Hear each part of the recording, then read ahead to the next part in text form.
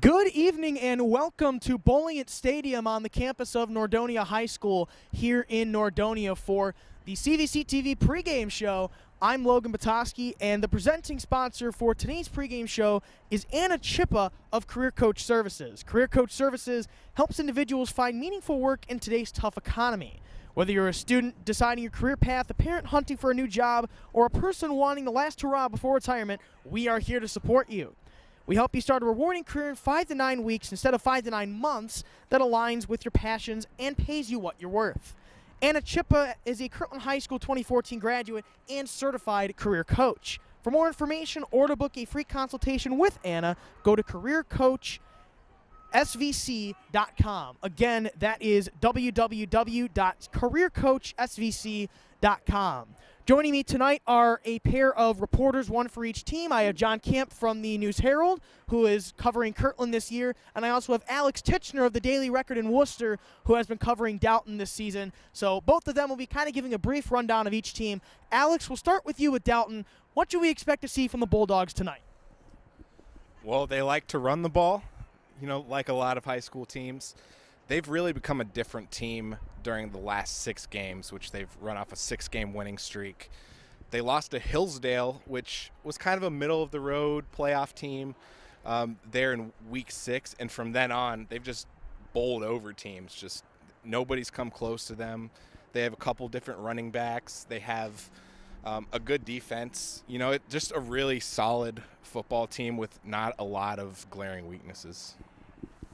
And you talk about that kind of powerful offense that they have. A pair of 1,000-yard rushers. Is that correct, right?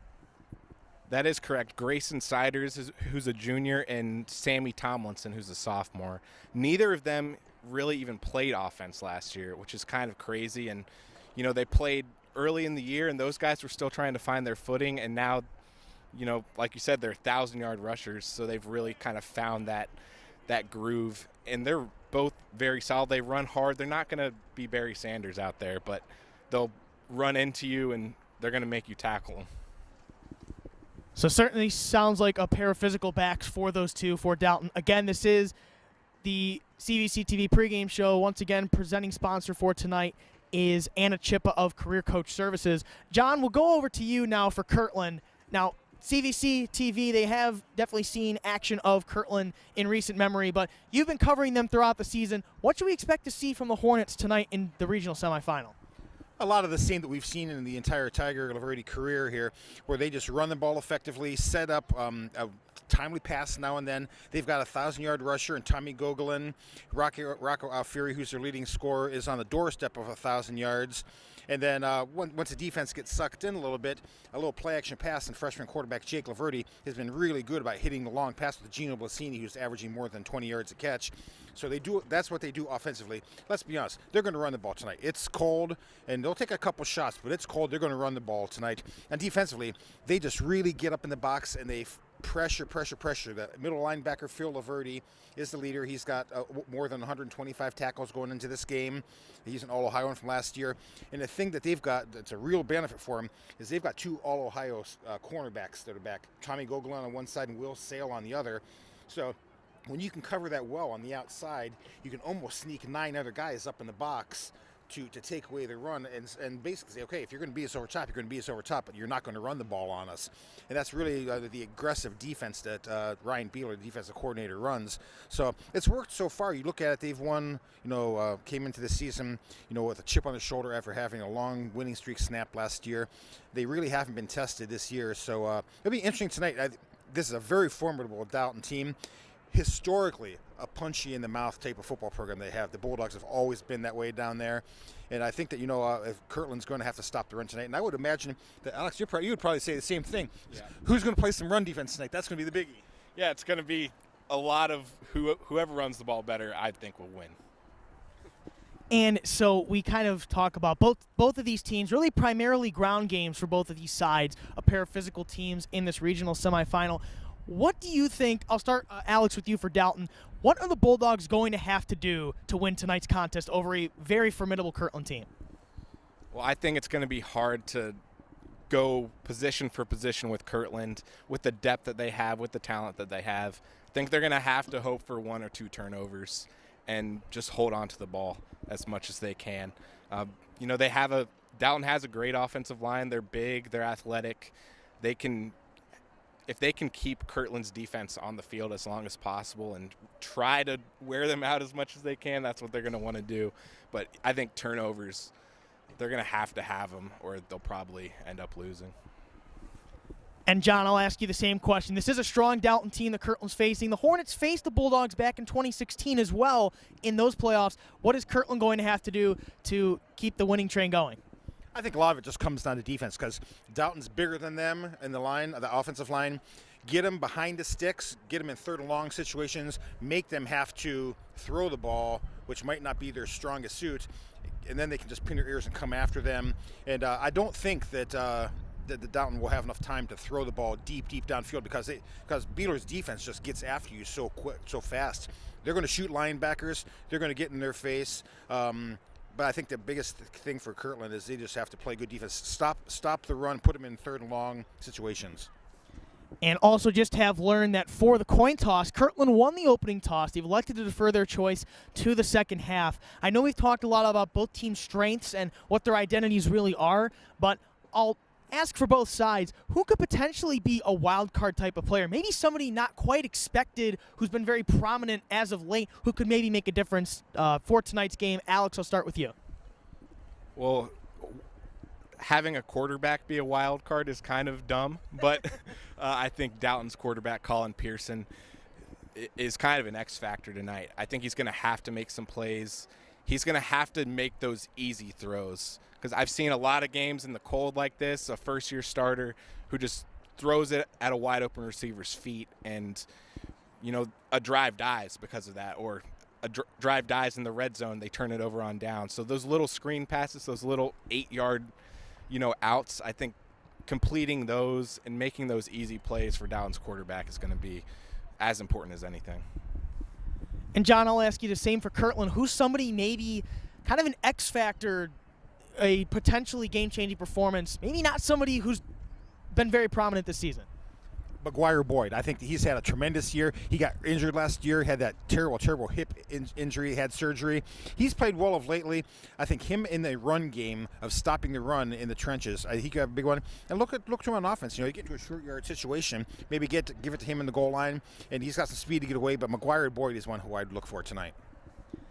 And Boyd, somebody who's been really both on offense and defense, but really at that linebacking spot that's really kind of been the main spot for him for Kirtland. Again, for CVC TV, this is our pregame show for tonight's regional semifinal between Dalton and Kirtland. And once again, the presenting sponsor for our pregame show is Anna Chippa of Career Coach Services. And looking at both teams as well, we've looked at the strengths, we've looked kind of like at the wild cards, so to speak. Just looking at this situation right now, the start of the game, we know that Kirtland deferred. They're going to be kicking off. That first drive of the game, what should we maybe expect from both sides? Well, I'm probably a bad person to ask because I have no idea. But I know in past games, Dalton likes to take a shot early, and I wouldn't be surprised if they try to do something that is out of their normal character on the first few plays and really try to, have that big play right away. Good evening, ladies and gentlemen. Welcome. And John, now Kirtland on this defensive possession, the first drive, what do we maybe think might be coming? Like I said before, I think they need to stop the run, be ready to take a shot. I mean, when I wrote that in my preview, I think there's a chance, someone hits a pass over top here. You can't get caught looking into the backfield. Do your job on the outside, and let that front seven do its job. But yeah, I think getting them behind the sticks early is Kirtland's, what they need to do. And so we've really taken a deep dive into this one, a lot of information about both sides, and also looking at a potential matchup for next week. Now, this is what likely would be a matchup with Mogadore next week should that result end up holding and they were to advance. How do you think maybe each of these teams, and again, I know it's tough to look ahead because this is definitely a big game in itself, but if either of these teams faces Mogadore, how do you think maybe match up with them? Well, I don't know too much about Mogador, but I know that they have a big running back, and traditionally they're physical and like to run the ball, kind of like these teams. I think whoever wins tonight would maybe be a favorite against them, but either way, I think that's going to be a huge game that, a lot of people are going to care about. Here's the thing. I'm not counting out Al Martin in the Cuyahoga Heights. I mean, you look at Al Martin is one of the best, and I mean this in the nicest way possible. He does more with less than anybody I know. He might not always, he's got a really good team.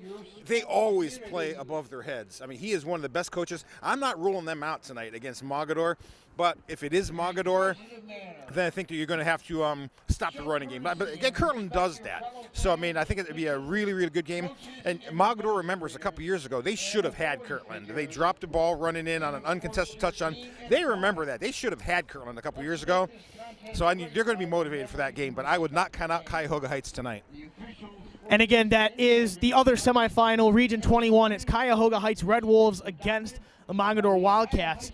And just something that I know we've touched on a lot about the players, but looking at both of these coaches as well, Coach Dial for Dalton, Coach Laverty for Kirtland, a pair of experienced coaches. How do you see them in terms of like their style of coaching, how they will fit for tonight's contest? Well, I know that Coach Dial has really tried to make sure that his team's not intimidated, and that goes back to the preseason. They're not going to be scared of a game like this. They've played in big playoff games before, and even though they're young, I know, after last game he said, I don't care if it's the Ohio State Buckeyes or the San Diego Chargers, which I told him after. I was like, I think they moved, but that they're going to go out and they're going to play football, and I think that's kind of as big as anything in preparing them for this, is making sure that they're going to go out there and believe they can win. And John Tiger Laverty for Kirtland, been here into the playoffs many a time in his time at Kirtland. How is his style going to work in tonight's contest? One thing about Coach Dial, he is a former lineman mentality. He knows where the game is won and lost, and that's going to be in the trenches. He is going to take the no BS mentality. Go out there. If Kirtland scores, stay on the course, do what we do, stay true to ourselves. He's not going to get up and down on this. Tiger's not going to get up and down on this. He's been through so many games. He understands what it takes. If they give up a play early, or even if they're behind, Tiger will always take his chances winning at halftime, because with their physicality, with the way they play, they usually, I'm not saying it's going to happen tonight, they usually wear the other team down. So, they just have to stay the course. And I think that Coach Dial is going to say the same thing. Stay the course, put yourself in the position to win the game in the fourth quarter. So tough game coming for both sides. And just in terms of scoring as well, I'll give an over-under of, we'll say over-under 45.5 points. What do we think for this one tonight? I would say that's a good number. I'm a terrible bettor, so I would take the over, so maybe you would take the under. I'm taking the over too. I mean, I think, yeah, I would definitely take the over on that one. So we'll see. Hey, you've seen a lot more football than we have, so you might be right, buddy. Yeah, so we did talk about scoring, a lot about the matchups for tonight, some X factors too. Finally, for this one tonight, looking at what do we think ultimately your prediction will be for tonight's contest? Dalton and Kirtland, it's a regional semifinal. 4-seed Dalton, 1-seed Kirtland. What do we have?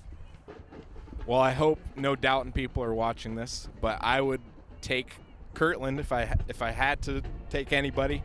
But like I said, I'm a bad bettor, so maybe that's good for Dalton. So Kirtland's just really tough. I think they've played in 10 of the last 11 state title games in their division. So, the math is with them. I think the matchups are with them. They're going to be really tough to beat. Yeah, if I'll pinpoint me with, I'll go way out of limb here. I'll say 41-13. I think that Kirtland is that good, where they have the amazing, and I actually respect what Coach has done, because this is a pretty young Dalton team, and they play each other in the regular season next year. That's going to be a battle, because this is a really young team, and it's just getting better and better and better as the season goes on. But Kirtland just has the advantage right now, and I think that they have the ability to make the extraordinary look more ordinary. So, I mean, I would have to side with Kirtland tonight.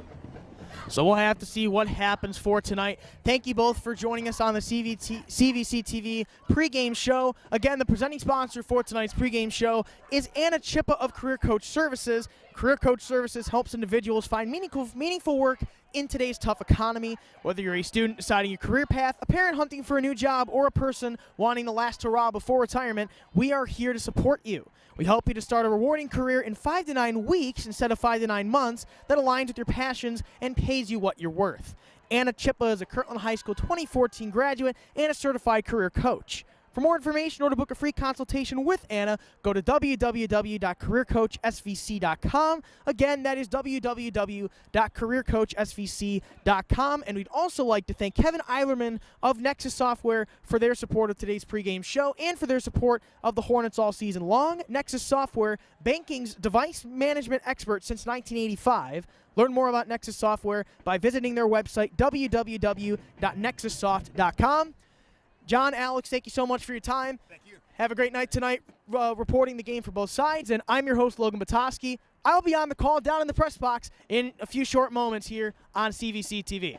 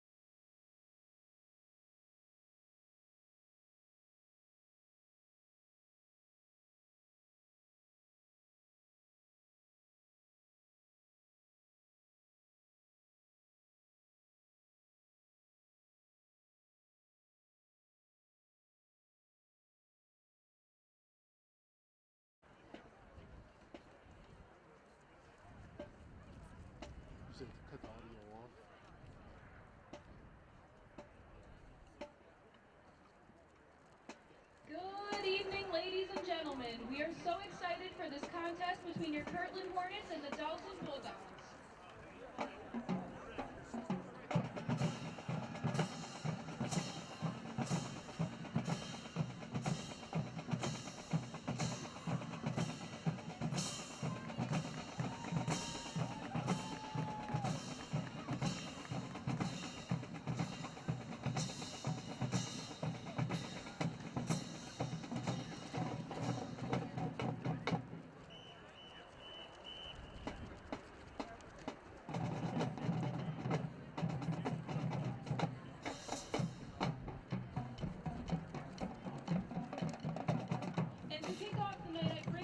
song by Jason Derulo and loved by many, Trumpets.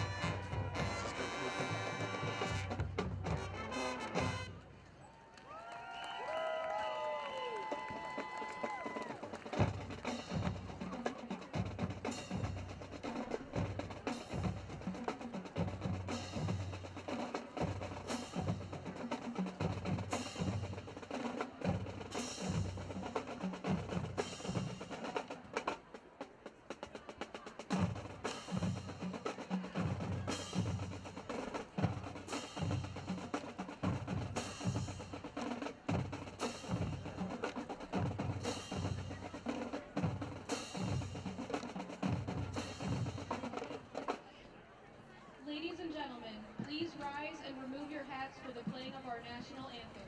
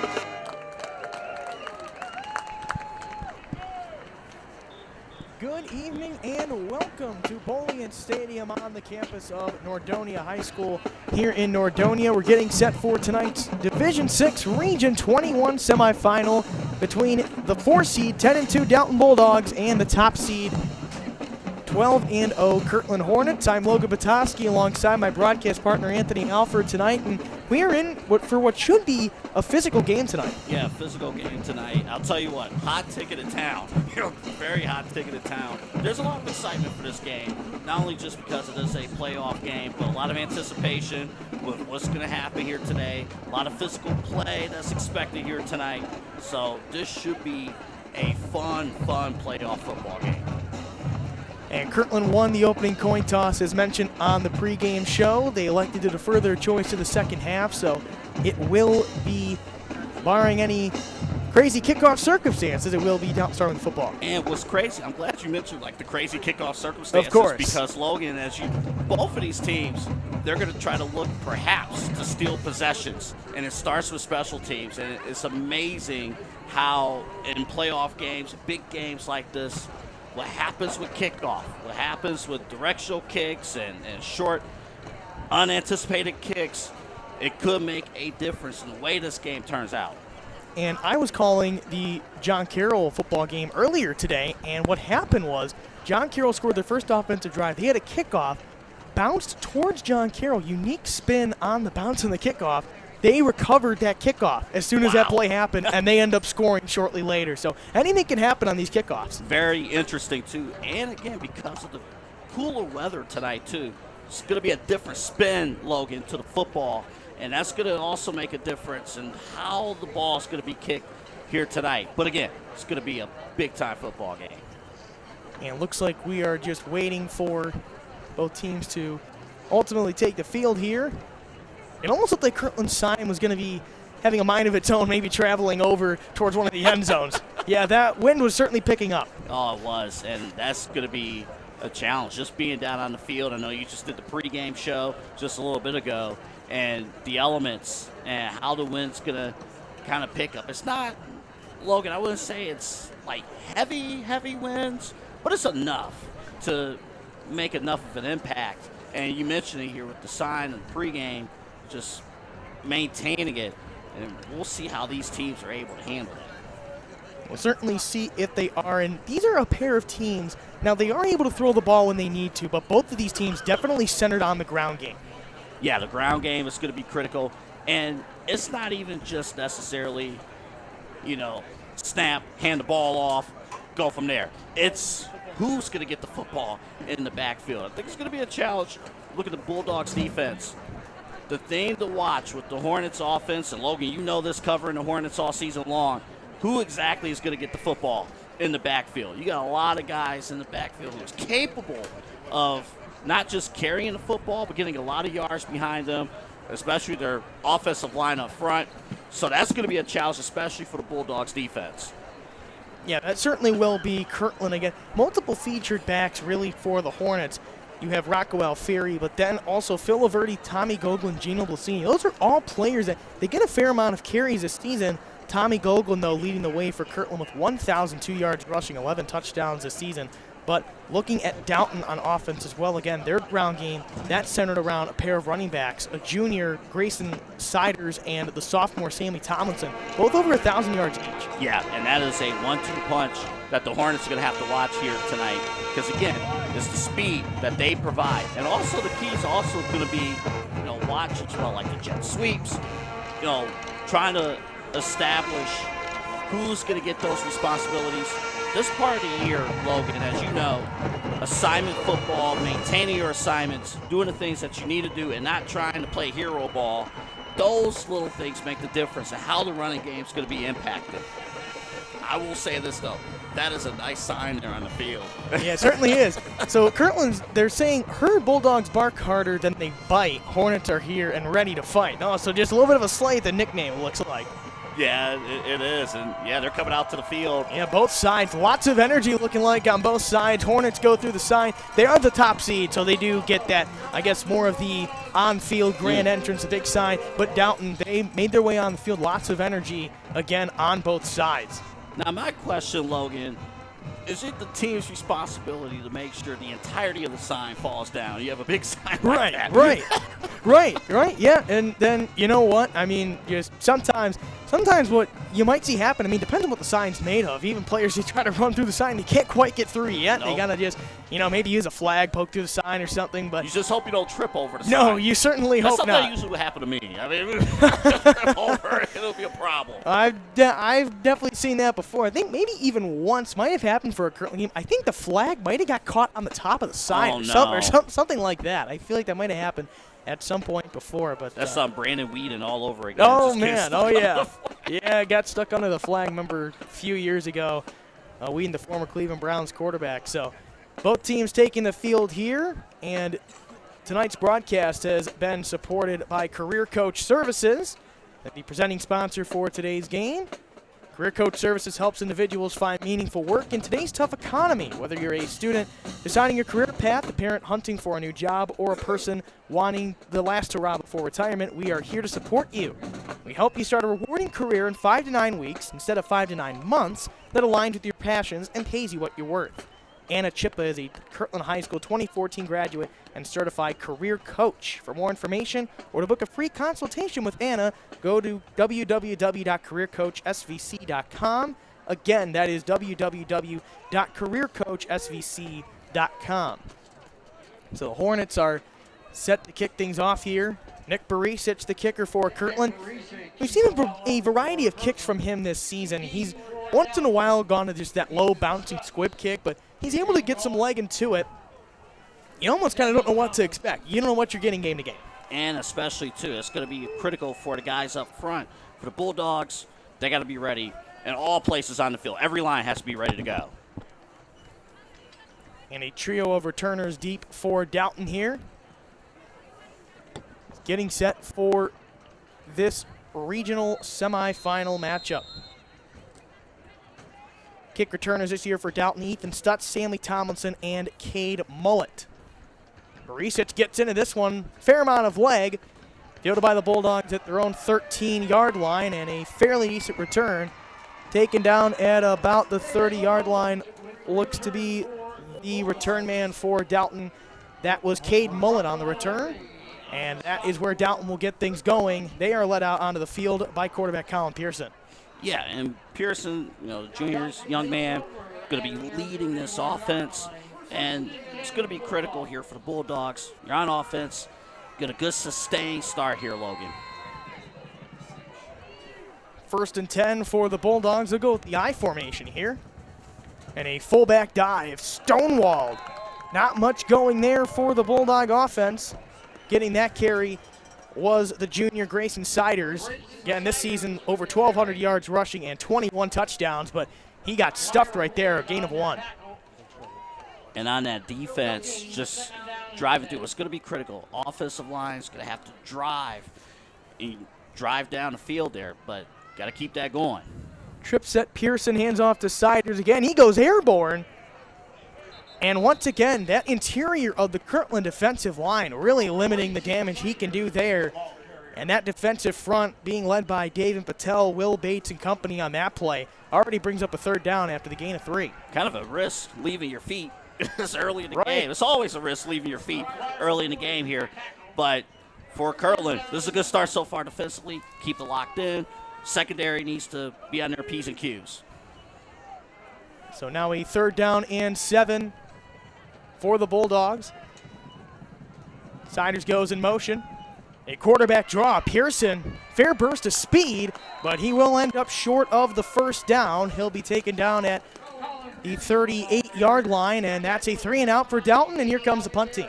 Yeah, and Pearson as a running threat, that's been a recently new development. Started back the last couple weeks of the regular season. He's had big success. Kirtland alert of that and able to make the stop, force a 3-and-out. Tommy Gogolin back deep to return for Kirtland. And Grayson Siders to punt as well. Versatile player there, and a bouncing punt.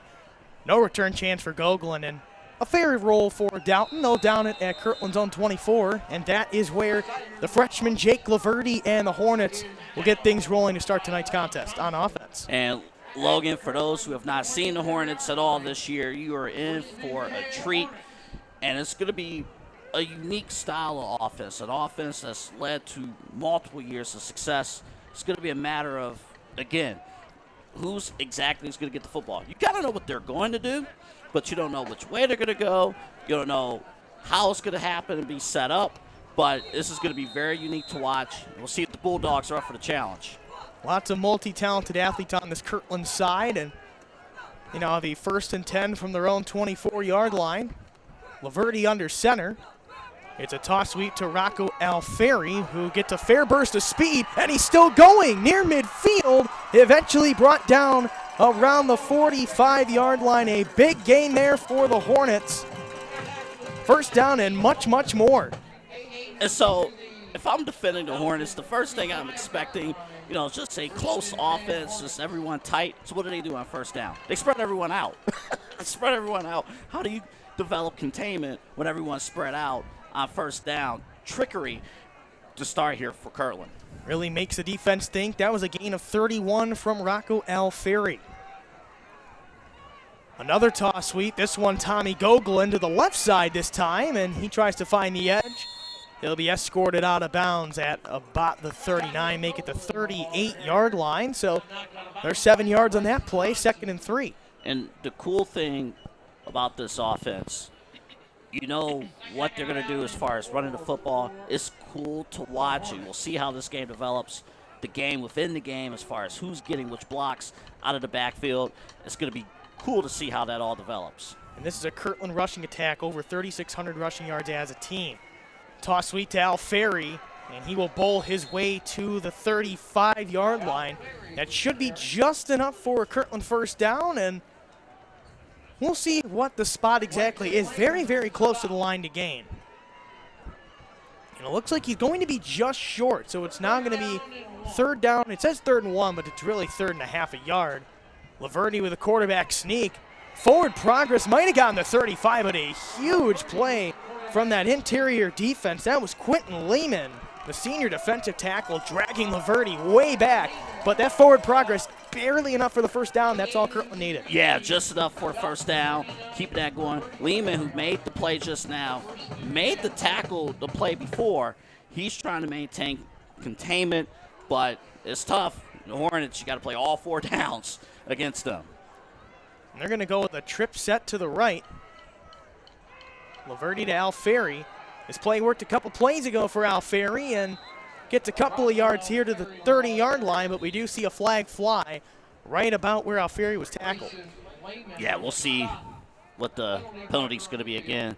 Lehman again, making a play defensively. And it looks like a face mask on Dalton. So the Hornets will get to move up the field with some much better field position, although will be a 5-yard face mask. So really not seen as one where it was a malintent, clear intent to just rip the helmet. So more of an inadvertent face mask. So just the 5-yard penalty. And you don't see that too much as much anymore. It's now a lot of 15 yards established in the NFL. Gogolin in motion. He has a jet sweep. Tries to bounce outside, and he'll get pushed out of bounds at the 20. And that will give Kirtland a first down and much more. And this is going to be one of these games, Logan, if you're a defensive back, most times you're like, I'm just concerned about the pass game. You're just concerned about the pass game, and things are going to be fine. Now, this is the game where you're going to be heavily involved in the run game, and you're a defensive back. That's a challenge. It's a huge challenge. Hornets with a 1st and 10 at the Dalton 20. Gogolin in motion again. They fake the jet sweep, but the Bulldogs are ready for it. Huge play right there from the defense. Rocco Alfieri stopped in his tracks, and it looked like leading the way for them was a couple of Bulldog players, but really Quentin Lehman, Grant Johnson and company. Yeah, and we've again mentioned Lehman pretty much a lot of this drive. He's going to be out there trying to make that impact here. So here we go, 2nd and 12 here. And I think what's going to be interesting, Logan, who exactly will get the football? They're going to go right back out to the perimeter and try to get more success. It'll be a counter play. Gogolin, nice juke to the left. There's another one, but Gogolin is stopped in his tracks. Nice play again. This Bulldogs defense really flying around the field so far, and looks like leading the way there on that stop was the senior linebacker, Bryce Johnson. And they're, what we talked about so far, they're playing assignment football. Collectively as a group, they have an opportunity here. It's not a lot of one-on-one matchups, but collectively, if they all do their assignments, do their jobs, you have to against this offense, it gives you a chance. And if you're the Hornets, all right, how are you going to zero in here on this third down? It's a 3rd down and 11 for Kirtland at the 21. A quick drop, a throw to the left, and it's caught by Gino Blasini. That's going to be short of a 1st down. He'll get to the 15-yard line, so that will leave the Hornets with now a 4th down and 5, and it looks like the field goal team will take the field. Yeah, and you're the Bulldogs. Defensively, that's what you want here. Now, again, the key here with the Hornets, the time that they have taken off the clock. And as long as they're physical up front, like they have been, like they've always been, it will wear down this defense. So Nick Barisic to kick. It's a 31-yard field goal attempt. He's just 2 of 3 on field goals this season. The kick is up and it's blocked. Live ball, the holder, Gogolin picks it up, and he will be stuffed. A big special teams play from the Dalton Bulldogs stops Kirtland, forcing the turnover, and it'll be Bulldogs football. Yeah, that's incredible. Let's take a look at the replay, how that happened. And you mentioned just not might have been a little bit of a difference with the snap there. And I'm telling you, the cold weather makes a difference. The experience factor makes a bit of a difference. And the Bulldogs aggressively, you see it there in the replay, did their job. Wow. And in terms of that snap in the middle of the hold right there, Gogolin, he's made a bit of a transition to that holder role really within just the past couple of weeks, so still getting used to that adjusting role. It's not easy either. It's not as easy as it looks. Yeah. The snap goes to Pearson and a quick run up the middle. That's Sammy Tomlinson, who will end up spinning his way to about the 25-yard line. And a fairly decent run makes it 2nd and 5 for Dalton. Yeah, we'll see if the Bulldogs are able to capitalize. Remember the last possession, a 3 and out. So we'll see. And if you're the Hornets, now that just happened with that drive. You got to be right back on the attack. How do you handle adversity? We're going to find out. Siders back in at running back. And it's a quarterback keep. Pearson cuts inside, and he's taken down at about the 35-yard line from behind. And that Dalton faithful can hear them from the far side. Really passionate crowd for tonight's game, firing up their team. Yeah, and good turnout for them. I'll mention as well the Hornets fans showing up as well. We feel it here in the press box. Kind of rumbling and stumbling here. So both fan base is showing out. They know how important this game is with the playoffs.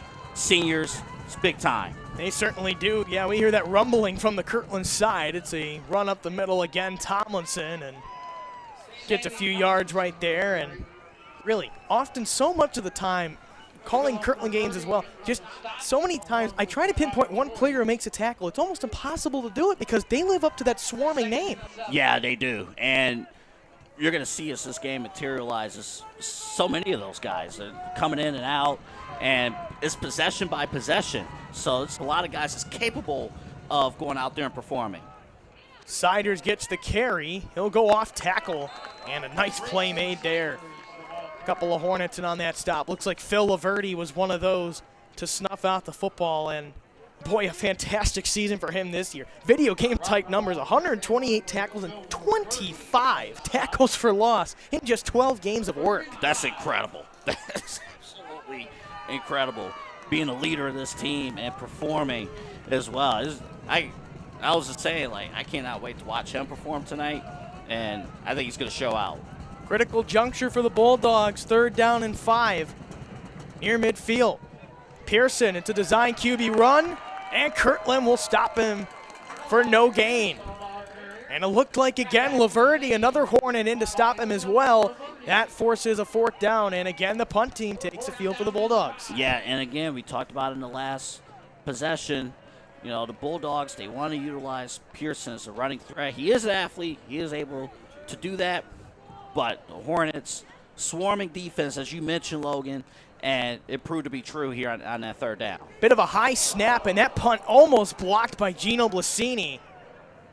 Dalton able to get it away, and again, no chance of a return for Tommy Gogolin. He's certainly somebody you don't want returning the football if you're the opposition. And Kirtland will start this drive just inside their own 35. Already 3:13 to go in this first quarter. Yeah, and that's going to be the interesting front. These games, the Kirtland games in particular, the clock rolls. It rolls, and you have to make your impressions known if you're facing Kirtland. Otherwise, before you know it, it's halftime, the score is a difference, and you're like, we have 2 possessions less than we usually have when you're facing this team. So it's going to be big here. Again, got the field goal block, the last possession. So we'll see if the Hornets can respond in this second offensive drive. First play, they'll go toss sweep left to Gogolin, and he makes his way past the 40, and he's brought down just shy of the 45-yard line. Nice tackle made there by Bryce Johnson. 60.5 tackles coming into tonight's game for Dalton.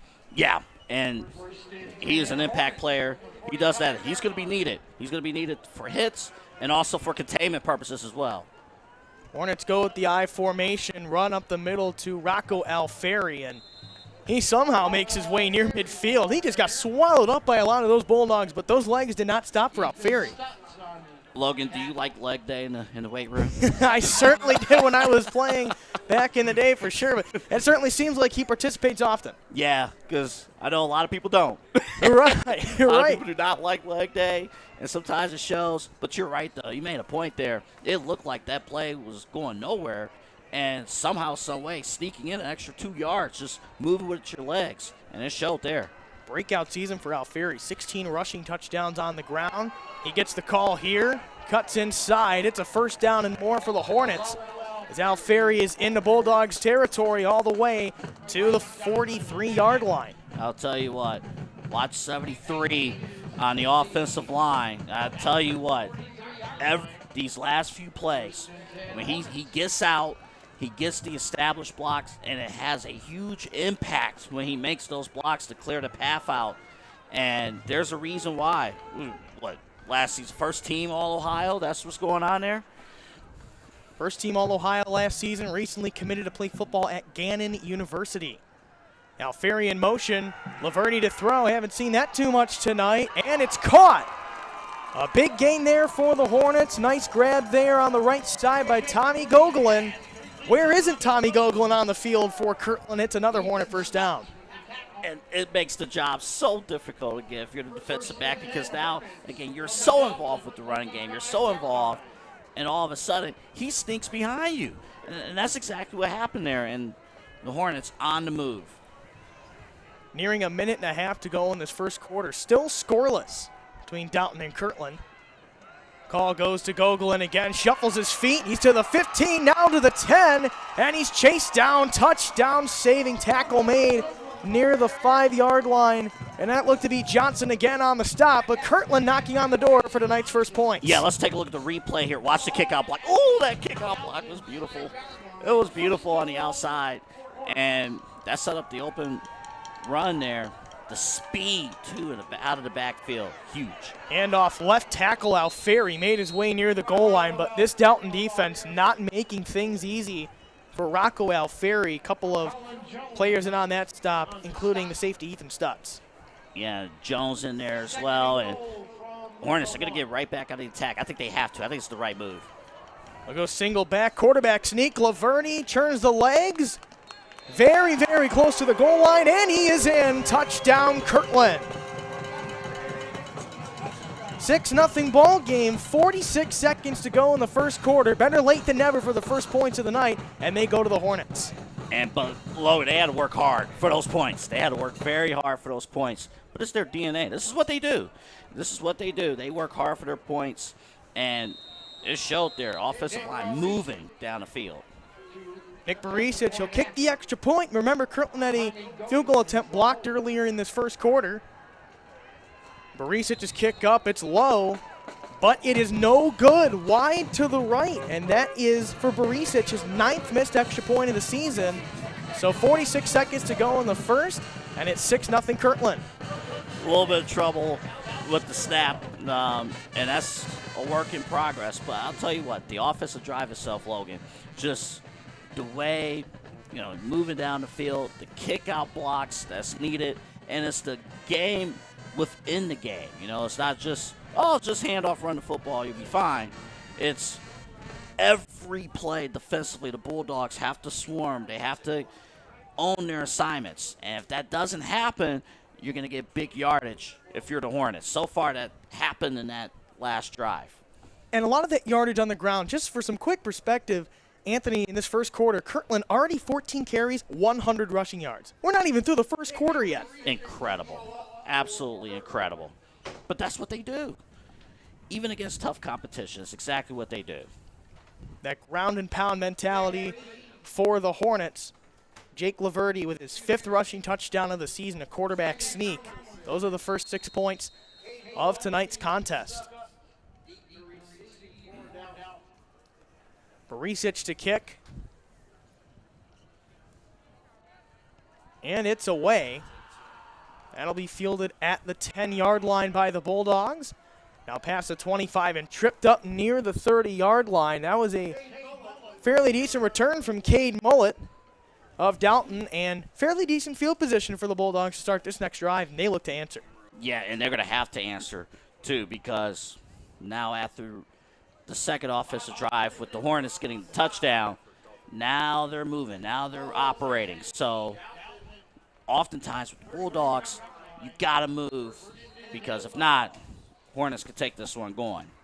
Tomlinson at running back. It's a play action. Pearson time to throw. That one a bit low and incomplete. That one intended for Siders. And the Bulldogs going with both of their main running backs on the field for that personnel. That's they should. Just switch up the personnel, switch up the looks. They're both impact players, so no reason not to feature both of them on the field. Get a different look. Even though the play itself didn't work out, it's always good to go back to it. Now a 2nd down and 10 yards to go. Pearson under center this time. Toss sweep. Siders has it, tries to find the left side edge, and a couple of Hornets will take him down near his own 35-yard line, and it will bring up a quick 3rd down. Yeah, and good job there. Alex Haas, number 21, able to block there on the left side as well, opening up the path. But 3rd and 7, right there, critical moment in this football game if they decide to run the play, Logan. Yeah, that quarter clock already winding down, 3 seconds and counting, and both teams will take a jog. Well, Dalton takes a jog. Kirtland will take a bit of a walk towards their sideline. Already through 1 quarter of play here in Nordonia, your score, Kirtland 6 and Dalton nothing. And what's crazy, the quarter itself only lasted 20 minutes of real time. That's quick. That's about as quick as it could be. But for the Hornets, that's what they do. They do that. And they like that. They like operating here. But I will say, and I think they're saying this right now, the Hornets, not overall a clean football game. They're in for a challenge against the Bulldogs. Certainly so, and while we await the start of the second quarter, I'd like to let you know that Ohio Center for Oral, Facial, and Implant Surgery is this year's title sponsor for CVC TV. Their practice diagnoses and treats facial pain and injuries, and also offers a full range of dental implants and bone grafting procedures. Look no further than the Ohio Center for Oral, Facial, and Implant Surgery for all of your oral surgery and cosmetic surgery needs. Please visit their website at www.ohsurgery.com. Just about to start the second quarter of play here in Nordonia. I'm Logan Petoskey alongside Anthony Alford here on CVC TV. It's a quarterback keeper off the right tackle from Pearson. And it looks like Luke Chuko able to chase him down from behind. And that brings up a 4th down and 2 yards to go at their own 39, but it looks like the Bulldogs bring out the punt team. Interesting. Bulldogs trusting their defense. And against this Hornets offense, I was curious if they were going to go for it on 4th down, but they're going to punt here, trusting their defense. It looks like to punt for Dalton will be Will Carmichael. His kick is away. Gogolin calls for a fair catch. It's kind of surprised how he didn't even fall over making that catch. Tremendous balance. He makes it at about his own 30-yard line, make that the 31. And it will now be starting Kirtland on their next drive inside their own 35-yard line. We do have an update early in the second quarter. Mogador has taken a 7-3 lead over Cuyahoga Heights in the other Region 21 semifinal. The winners of both of these games will face each other next week. Could be interesting. Possible all CVC regional final if things turn out that way, but a lot of football left to be played here tonight. So now a 1st and 10 for the Hornets at their own 31. Gogolin in motion. He gets the jet sweep to the right side. But we do have some whistles before this one gets going, and Coach Laverty on the Kirtland sideline seems a little displeased at something going on. And it's a false start on his Hornet offensive line. Yeah, they'll do it. It certainly will. You don't want that. And those are the things in big games, you don't want that to materialize here because you need all in on focus, and it's tough. So we're going to see how they're going to rebound here, but obvious frustration there. So now a 1st and 15 for Kirtland. They'll be at their own 26-yard line. Bit of a setback with the false start. Quick drop from Laverty, and that pass is knocked down and incomplete. Nice play made there on defense by Grayson Siders, their leading rusher on offense, but on defense, make that his second pass breakup of the season. Yeah, and that's something that he likes. He likes it there, but good play on his front. Hornets here right now facing a little bit of adversity to this point here, so we'll just see here how they handle this. Well, they'll try the I formation on this next play. It's a toss to Gogolin inside. Bulldogs ready for it. Interesting play there, that jet motion, Yeah. but he gets the run on the inside. Not too much going. Bulldogs ready for that one. So, Logan, I was talking to our camera crew. I was talking to AJ and Jason up there, and I told them, like, I don't want to put pressure on you guys. This might be the hardest game to follow the football. Just want to let you know. A lot of that deception sometimes happening in that Kirtland offense. They're back to where this drive started. It's a 3rd and 10 at their own 31-yard line. We're just under 10:40 left in this first half. Hornets leading 6-0. Laverty, some time, looks deep middle, and it's incomplete. That one batted away. A great play made in the secondary by the Bulldogs, and it looked to be on that play the cornerback, Cade Mullet. Yeah, he did a great job there. And what was interesting, there was time in that backfield. It was a good pocket in that backfield, but the possession started with the false start and no other success offensively, and it's 4th down. And Adam Knack was that intended receiver. Just 4 catches for 37 yards this season, but a big body at the tight end position. Rocco Alfieri's punt is away. It'll be fielded just past Dalton's own 35-yard line. Nice return past midfield from Cade Mullet. Makes a great pass deflection on defense. He goes on to special teams and gives Dalton some of their best field position of the evening. And that field position battle is huge. And Logan, I believe on both sides, that was the first punt return of the game. He had a lot of high punts here tonight with the air, is carrying. So get a return, and they're going to start this possession on the other side of the field. And a lot of rolls and bounces on those punts as well. Dalton really trying to find their footing on offense here. Pearson goes deep for probably the first time tonight. Jumping ball, and it's picked off by Gino Blasini. What a play near the Hornets sideline.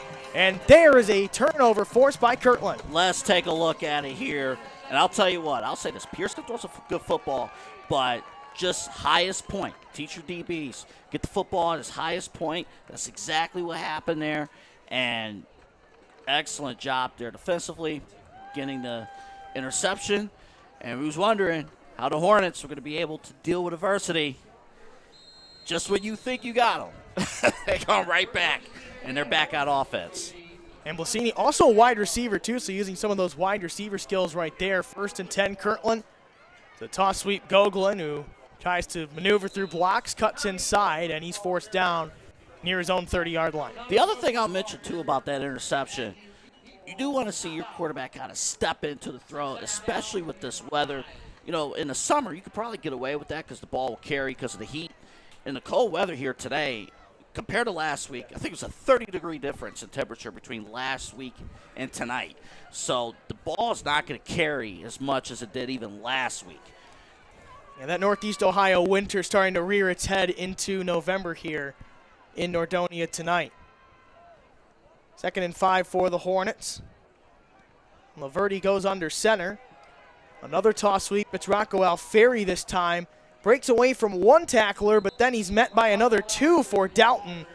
And it looks like Siders and company there to force him down to the turf. And we're going to see here what happens here on the next play here. Got a good game, though. But see here on this 3rd down, going to be on the lookout maybe for the sneak. But that doesn't mean you put all your guys in the middle, because then you can alert on the outside as well. That is very, very close to the down marker for Kirtland. And that quarterback sneak definitely been utilized tonight. That is how they scored the only points of the evening. A quarterback sneak touchdown from Jake Laverde in the first quarter. So it's 3rd and 1 at their own 30. And a quarterback sneak again, and it works. 1st down and much more for Kirtland. And here's the crazy thing about the QB sneak, too. Do not be surprised if you see a QB sneak as part of the regular rotation on the offense. It's interesting. It's not going to be just used on a 3rd and 1. Could be used on a 2nd down. Could be used on a 2nd and 3 or something of that nature. That is in the recipe for this offense. Yeah, that's something Coach Laverde's not afraid to use if he finds the opportunity. A quarterback speed option there, triple option. Tommy Gogolin gets the speed option part of it. And a whole bunch of Bulldogs there to bring him down just shy of the 1st down marker. Going to be very close to a 1st down, but again, I know I mentioned the Hornet defense swarming. That Bulldog defense really found its way to the football. And I wonder, as it's going to be 2nd and 1 here coming up, how many pursuit drills have been done in practice this week, defensively, just being aware and flying right to the football. Very smart football team, very smart defense. Laverde goes under center. Alfieri gets the toss, and he'll be taken into his own sideline. Great play there on the near side by Bryce Johnson, the senior linebacker. Johnson did an excellent job with containment and coming off of his block and making a play on the outside. That is the perfect way to play that outside perimeter. So the Hornets now face a 3rd and 2 at their own 48. And a 6-0 lead for Kirtland. Points really hard to come by tonight. Laverde under center. Jet motion from Gogolin. Alfieri takes it up the gut. And forward progress gives him a Kirtland 1st down. He gets his way into Bulldog territory. But again, you've mentioned this early and often tonight, Anthony. Nothing coming easy for either side. No. Like, even the 1st down run is just, it's like, how did that happen? The thing is, and just watching how this game is developing, this is going to sound like a jinx. It doesn't mean to be. Protection of the football is going to be critical. I'm noticing here the Bulldogs defense, when they're swarming, they're trying to get that football out. So it's going to be critical maintaining the football, maintaining control of the football in these close runs. So it'll now be 1st and 10 for Kirtland. Other side of the field, they're at the Dalton 48. A toss sweep early and often. It's Alfieri again.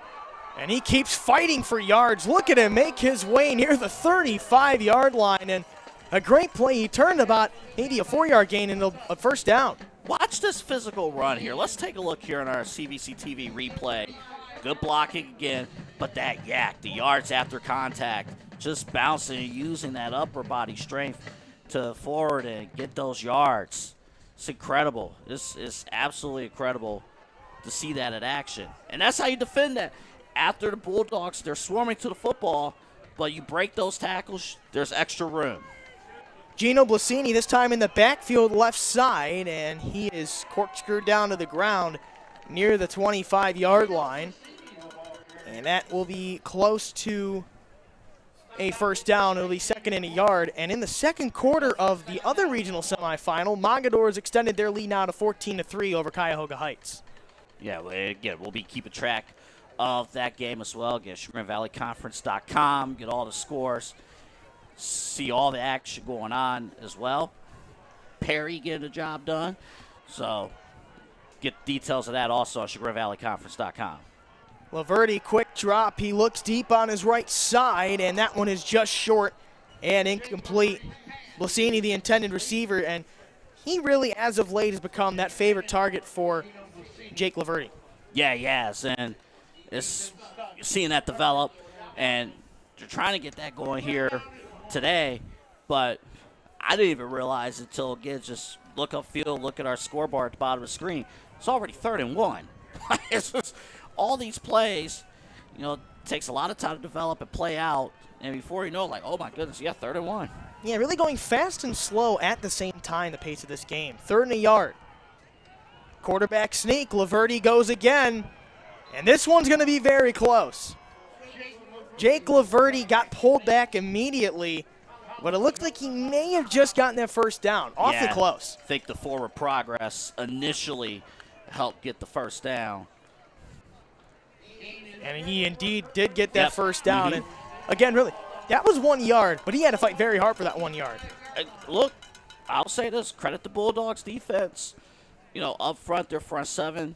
They're handling business up front, but just the talent level and the strength of the Hornets up front, just that much more, and able to get that first down. Toss sweep this time, Tommy Gogolin, couple of nice jump cuts, and he's still going. He fights his way near the 15-yard line, and that is fairly close to a first down. See where that ultimate spot is. And it'll be 2nd and about half a yard.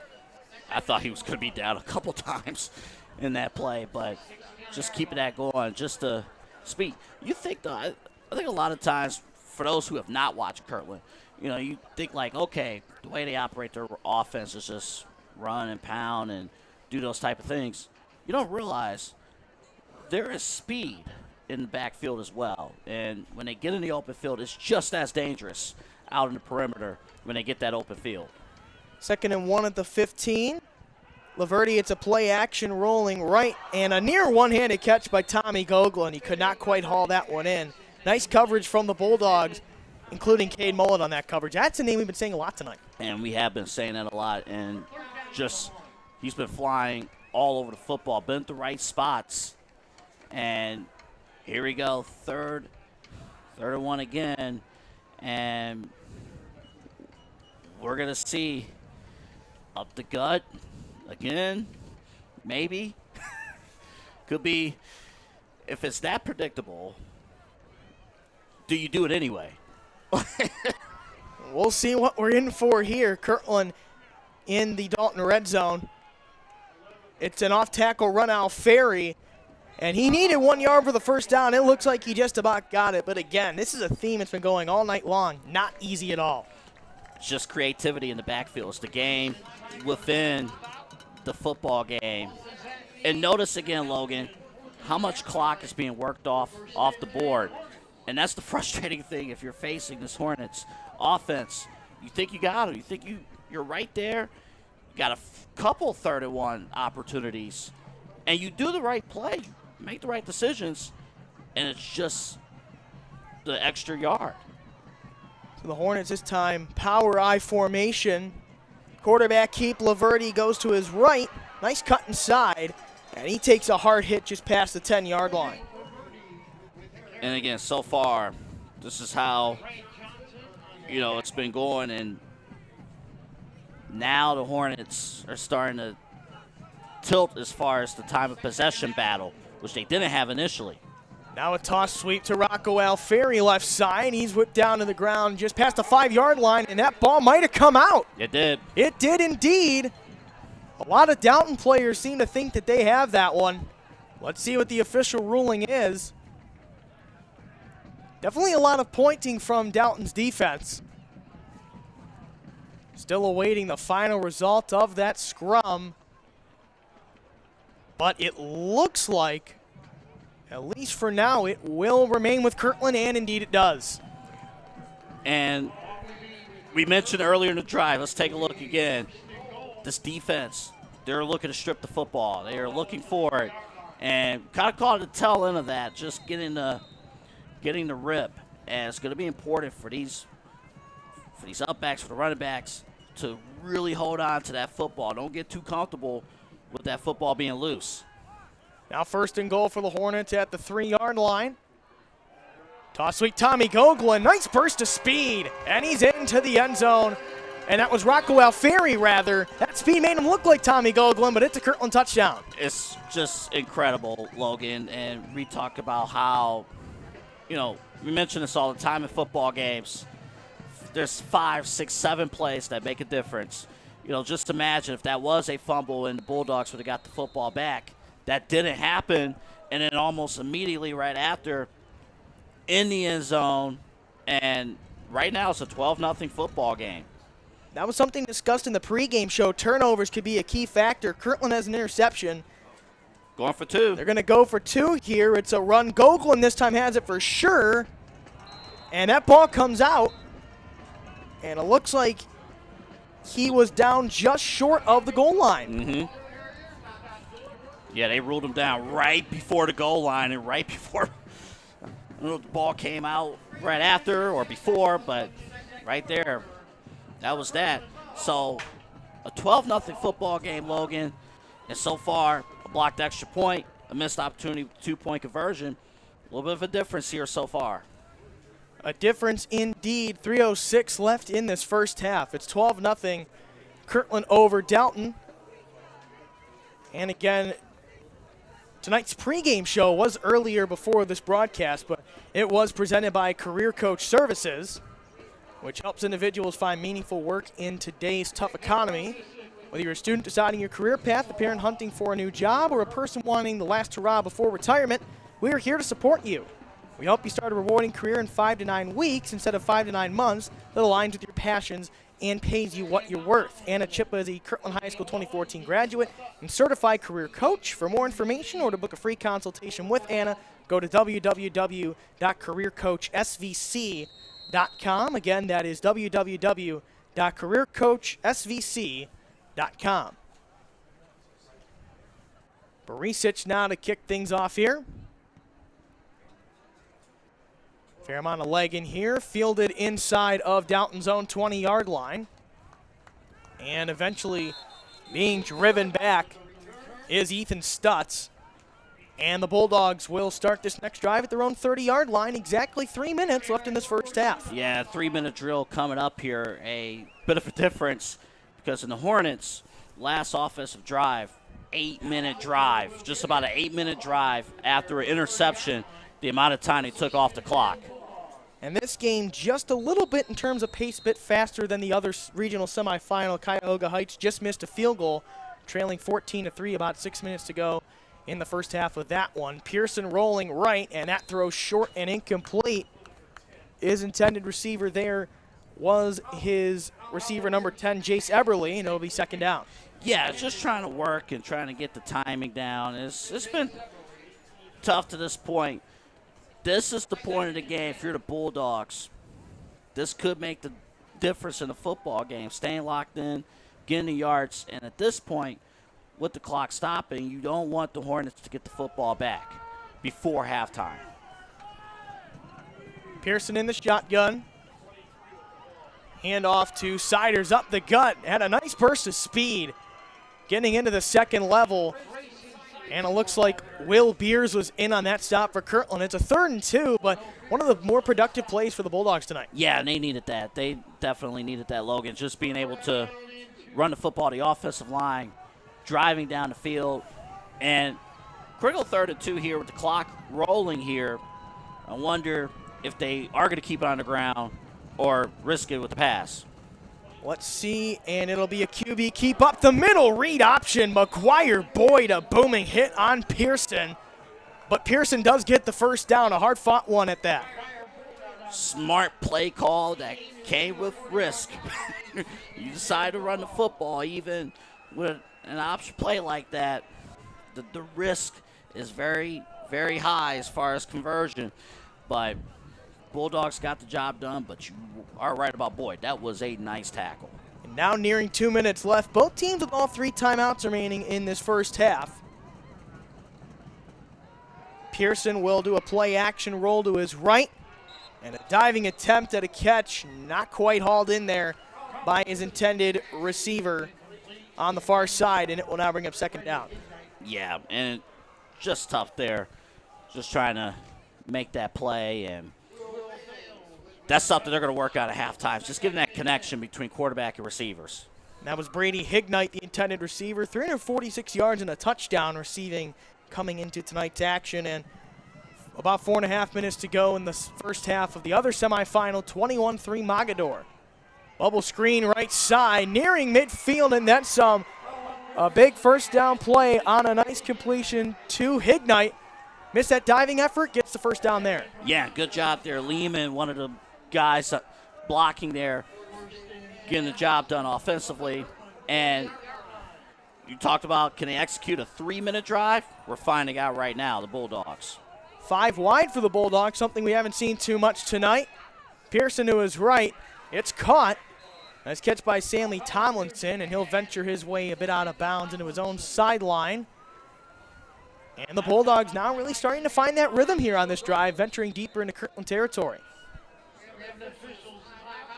And it looks like an official's timeout. Looks like an injured Hornet here on the turf. Again, never like to see injuries at this stage of the game, let alone any stage of the game. And again, with football, unfortunately, they do happen fairly often.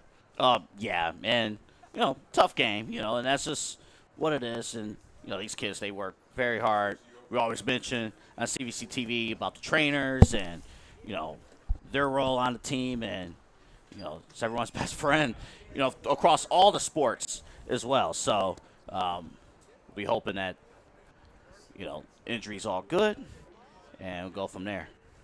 Certainly so, and Julie Prusak, head athletic trainer for Kirtland, out there checking out the injured player.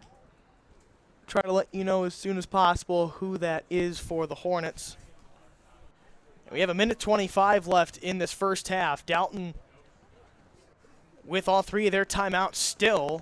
They've made their way inside the Kirtland 45, and again, just looking for those first points to put on the board, especially considering Kirtland deferred their choice after winning the coin toss to start the game. Yeah, and I'm glad you brought that up, too, because, again, just having that opportunity, just creating opportunities. That's what you got to do against the Hornets. You got to create your opportunities, because if you do not, they will make you pay every single time, and they will give you little time to make up for that as well. As we mentioned, they had an 8-minute scoring drive just a bit ago.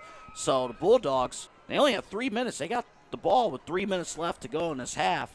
So not much time, but they are operating right now.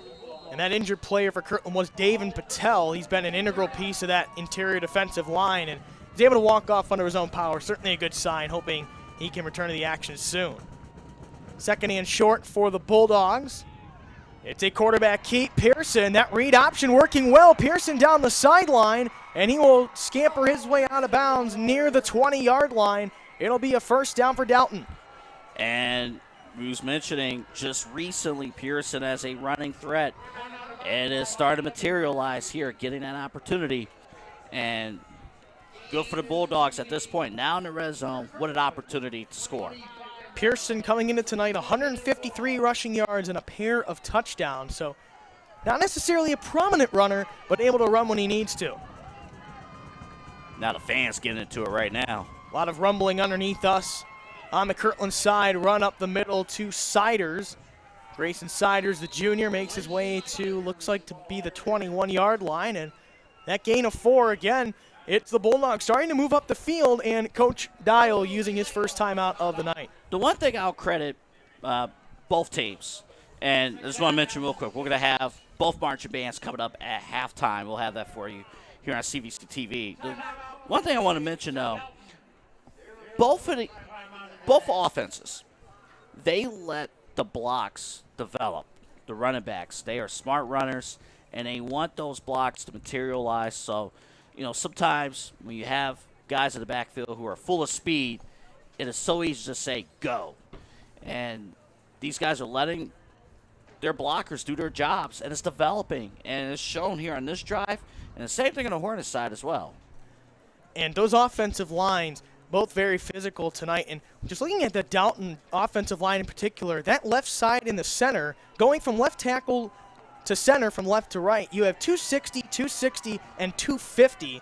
So that left side pretty prominent in terms of size. But the right side, your right guard's 200 pounds, right tackle 190. But that right side's been a lot of the running has been happening. Yeah, I'm curious to see how it's going to play out, especially in the second half. And a keeper right here, a Wildcat ball comes out. Siders had the keeper, but he is marked down, and looks like his knee just hit the turf. And it's called a Wildcat, but the Bulldogs run it. Let's take a look at exactly what happened if that ball did. Yeah, I believe that. Is it safe to say the knee was down? I think so, yeah. Yeah, right looking there. like potentially the knee, maybe even that wrist where he had the football. And Coach Brock Dial calls his second consecutive timeout. 62 seconds left in the first half. And that's why it's so important just to maintain control of the football all the way through, the play. Because if they were to rule it the other way, then, there's no instant replay in high school football. I mean, we have it. Yeah, but sure. We do get one up here again, not down there. And Kirtland almost having a fumble on their last drive, very deep in Dalton territory, but the Hornets able to pounce on it. What do? They enter with a touchdown. And those plays. So what? Two plays later from now, it's going to be a touchdown for the Bulldogs. If that's the way the trend's going to go, we'll have to see how that fares. The Bulldogs have a 3rd down and 5 at the Kirtland 20, and Anthony, you really are hearing that rattling from downstairs. I feel it. I can barely keep my balance. Same with me as well. And a double reverse and a pass to the quarterback, Pearson. He's got it. Coach Dial goes deep into the trickery part of the playbook, and the Bulldogs keep the drive alive. Okay, I'm not going to lie to you. That was a good design play. That was a nicely designed play there. I will credit, though, the Hornets. They kept everything in front of them, though. And they kind of expected that, but it is a new set of downs. Now, again, it's first and 10 at the 11, so that's going to be critical as far as the clock right now as well. 3-back set, looks like a wishbone set for Dalton. Pitch to the outside of Tomlinson, and he is upended. Ball comes out. Will Sale with a big hit there in company for Kirtland. And that outside containment is just huge. Let's take a look at it here. Just you see that outside containment there. And they locked in. Those defenders locked in and just playing smart. And you caught there on the replay, smart assignment football. Very critical. And an interesting pitch right there. Wasn't like the typical option pitch. He almost kind of just flung it like a little push. Yeah, and I was surprised to kind of see that. But that's exactly what happened. And because he went out of bounds, the clock stopped as well. So now 48 seconds remain. Dalton looking for their first points of the night. But before they get a chance to run this next play, Kirtland head coach Tiger Laverde uses his first time out of the half. And it's crazy to think, already at this point, the first time out as well. These games, obviously we know it's at stake, with the playoffs. But just being here, we've had a full schedule games. Lo, you've been covering the Hornets all year long. These Hornets football games are different. They play out differently because it's a chess match. It's the game within the game. It's a lot of the small matchups that make a huge difference among the play. And it's very, very interesting to see it play out. Yeah, they definitely like to set that pace of play, especially, too, not a team that's running a real hurry-up offense or anything of that sort. No headset on the sideline for Coach Laverde. He has one-on-one chats with the quarterback out just about every play. That's the strange thing. It's not. You're right. It's not a hurry-up. It's not at all. But it's efficient offensive movement. So now 2nd and 11 for the Bulldogs at the Kirtland 12. Under center. And they decide to try to take a page maybe out of Kirtland's playbook with a quarterback sneak. And now the whistle blows, another stoppage, and it looks to be another timeout. That's the 3rd and final timeout of the half for Dalton. I like to apologize to our camera crew because I told them just to watch the football and the differences on the Kirtland side of things. I did not say the same thing on the Bulldog side. So the Bulldogs themselves with trickery as well. I'll tell you what, I'll say this about the Bulldogs. They've come here ready to play this football game. They are not intimidated at all by the Hornets, and they've shown here in this first half. And this isn't the first time that these two teams have met. They met back in 2016 in a Region 21 quarterfinal, 2,199 days ago. Kirtland defeated Dalton in Kirtland by a score of 21-0, and this one 12-0 right now, but still definitely anyone's game. And I believe, according to the Hornet stats crew, I believe these two teams are going to meet up week 1 of next season. That'll be an early season matchup next year, Kirtland and Dalton, so familiarizing early. 3rd and 11 from the Kirtland 12. Pearson faces a blitz, his time to throw, right side, and it's incomplete. Nice deflection there in the secondary by Will Sale. And you're going to see here on the replay, the ball did not come out sharply. And because that happened, that could have been intercepted as well. So now, interesting decision time for Dalton. Potential chance to take some points. It would be a 29-yard field goal. But this offense doesn't look like it's moved yet, and they might stay on the field. Remember, no timeouts left for the Bulldogs. Yeah, and sometimes you see with teams, the field goal kicker may not be a factor at all, according to certain teams. And a timeout this time will be called by Kirtland, so potential decision-making time for both sides in terms of what they would like to run. And not only just decision-making time too, Logan, but sometimes, we see it a lot of basketball. Teams come out on the court, and the defensive coach sees the offensive look, and they say, all right, timeout. And you want to play. Sometimes in that situation, you almost put out a dummy call, so that way, okay, you think you're going to see this, so you try to fool the other team. So, it's that strategy within the strategy, and see who wins it out. And that's really where you were talking a bit earlier, Anthony, about Kirtland kind of trying to play that chess game, thinking a couple of steps ahead. Coach Laverty for Kirtland, Coach Dial as well for Dalton. They both become very good at determining next steps even before they actually happen. And a lot of game planning here for this critical juncture. It's a 4th and 11 at the Kirtland 12. You have to get to the 1-yard line or in the end zone to keep the drive going. Hornets got to make sure they don't obviously jump here. Watch for the hard count. Pearson has the snap, blitz comes in, throw right side, jumping ball, and it is incomplete. Oh, that was almost hauled in. A fantastic effort in the back of the end zone by Cade Mullet, but he just couldn't haul it in. It's a turnover on downs. Let's see what happened here on that corner. It's a good ball. I had to go after it. It just right at the end. I think it was ripped off. I think it was ripped away. It looked right like Will Beers the very last second. And so I used to play for the Hornets. In that film room, something Coach Laverty used to say, you have 2 seconds to just scratch, claw, rip, get away at that football, whatever you have to do at defensive back. I did not play defensive back, but that is what ultimately happened there. That was the case. And Jake Laverty takes a knee, and that will run out the rest of the clock. He may have to take one more. The ball got spotted. We'll just have to see. He has to take one more. No, he doesn't. So that will end up being the final play of the first half. Both teams departing from the field.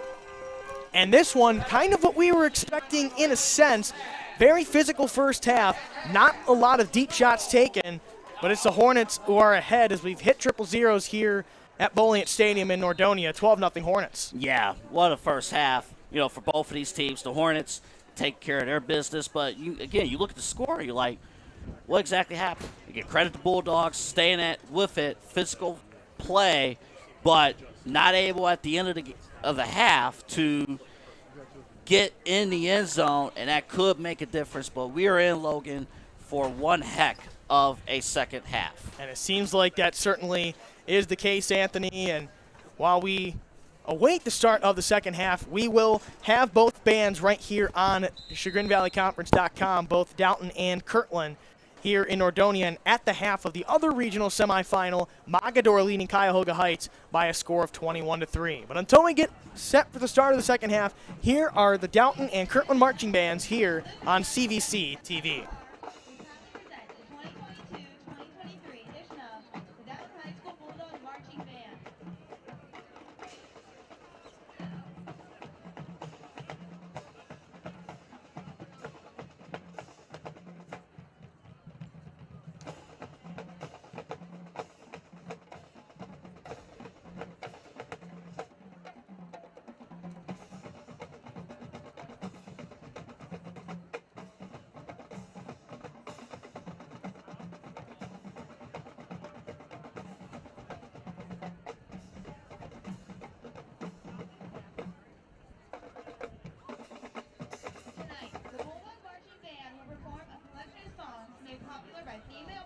artists over the last several years.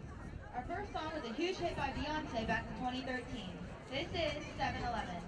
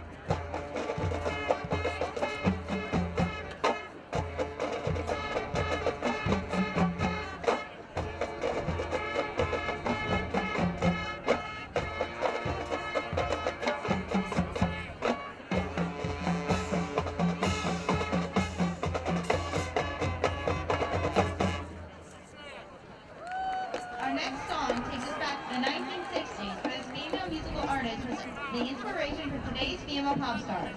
Here is Respect by Aretha Franklin.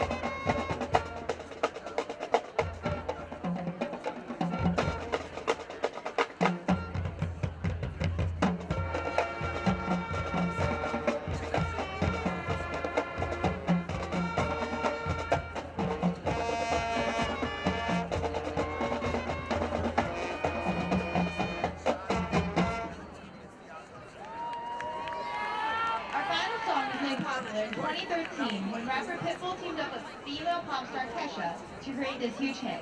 Featuring the Dalton High School drumline, here is Timber.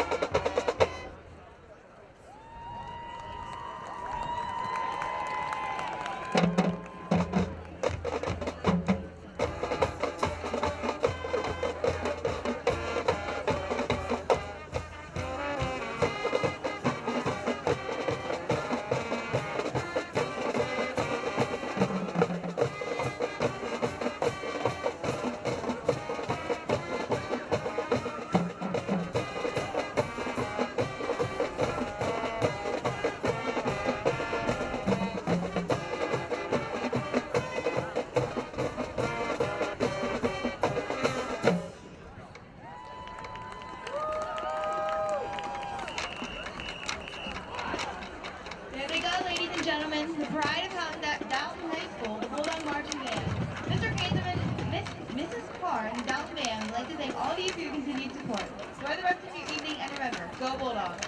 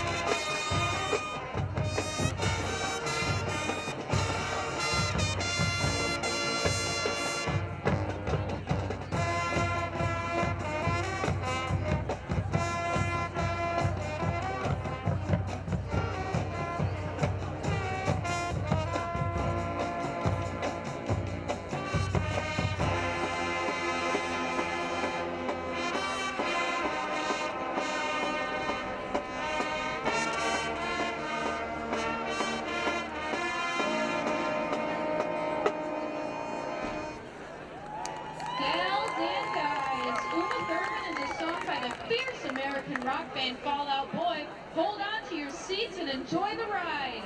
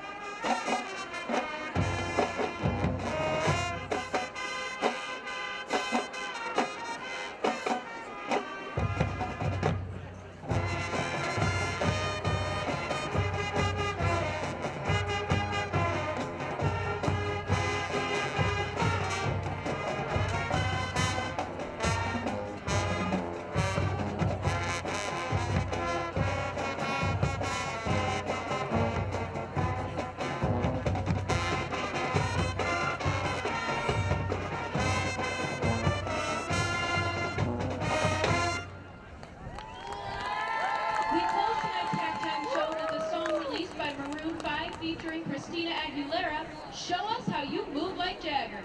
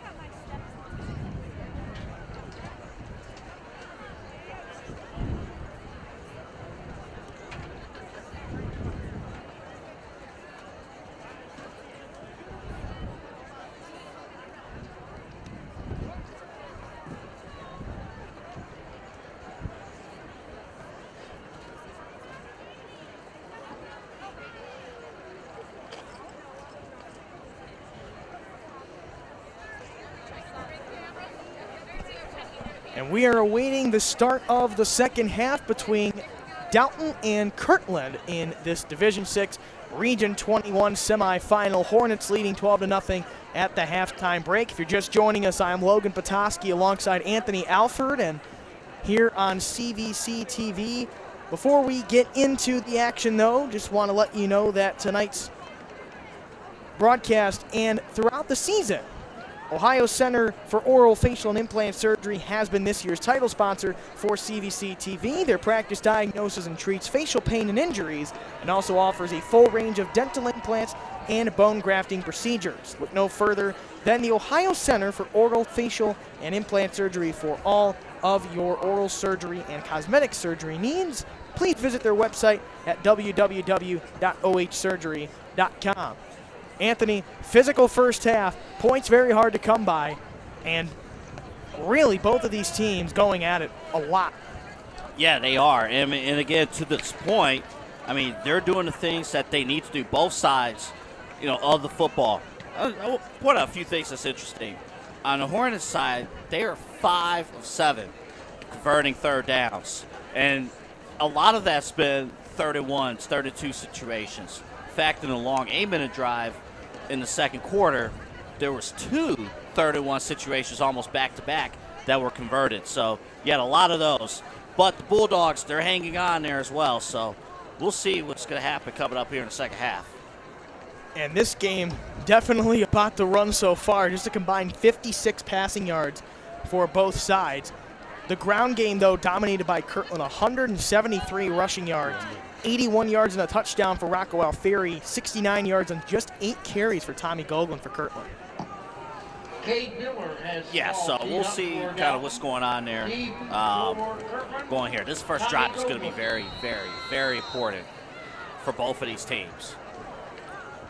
And now the Bulldogs kicking off. This one a low line drive squib. It's a live ball and fielded and taken just past the 30-yard line by the Hornets, and that is where Kirtland will start their first drive of the second half. That was Will Sale picking up that football. And what was interesting, you kind of saw it there just now, the front lines of the kick return moving up, anticipating that maybe the Bulldogs are trying to steal a possession because they know how important this drive is going to be. It's a 12-0 football game. If you're the Bulldogs, you don't want this to become an 18-19 ball game with 2 minutes left in the third quarter, not receiving the football at all. First play, toss sweep, Tommy Gogol, nice cut inside, and he will weave his way out past the 40. And he's really been a mainstay for this ground game for Kirtland tonight. That's now over 70 yards on the ground for the senior. Yeah, and the offensive line has helped out getting extensive blocks here. So if you're the defensive line for the Bulldogs, right now you got to dig deep. Right now you're coming out, big cooler as far as the weather, so you got to really dig down deep. Again, play assignment, gap control football like they have in the first half, and it's going to make that difference. Trips to the right now for the Hornets. And here's a halfback pass, very deep throw, and almost caught over the shoulder by Gino Blasini, but have to say, heck of a throw out of the backfield. Yeah, and just a missed opportunity there. Had that man open, but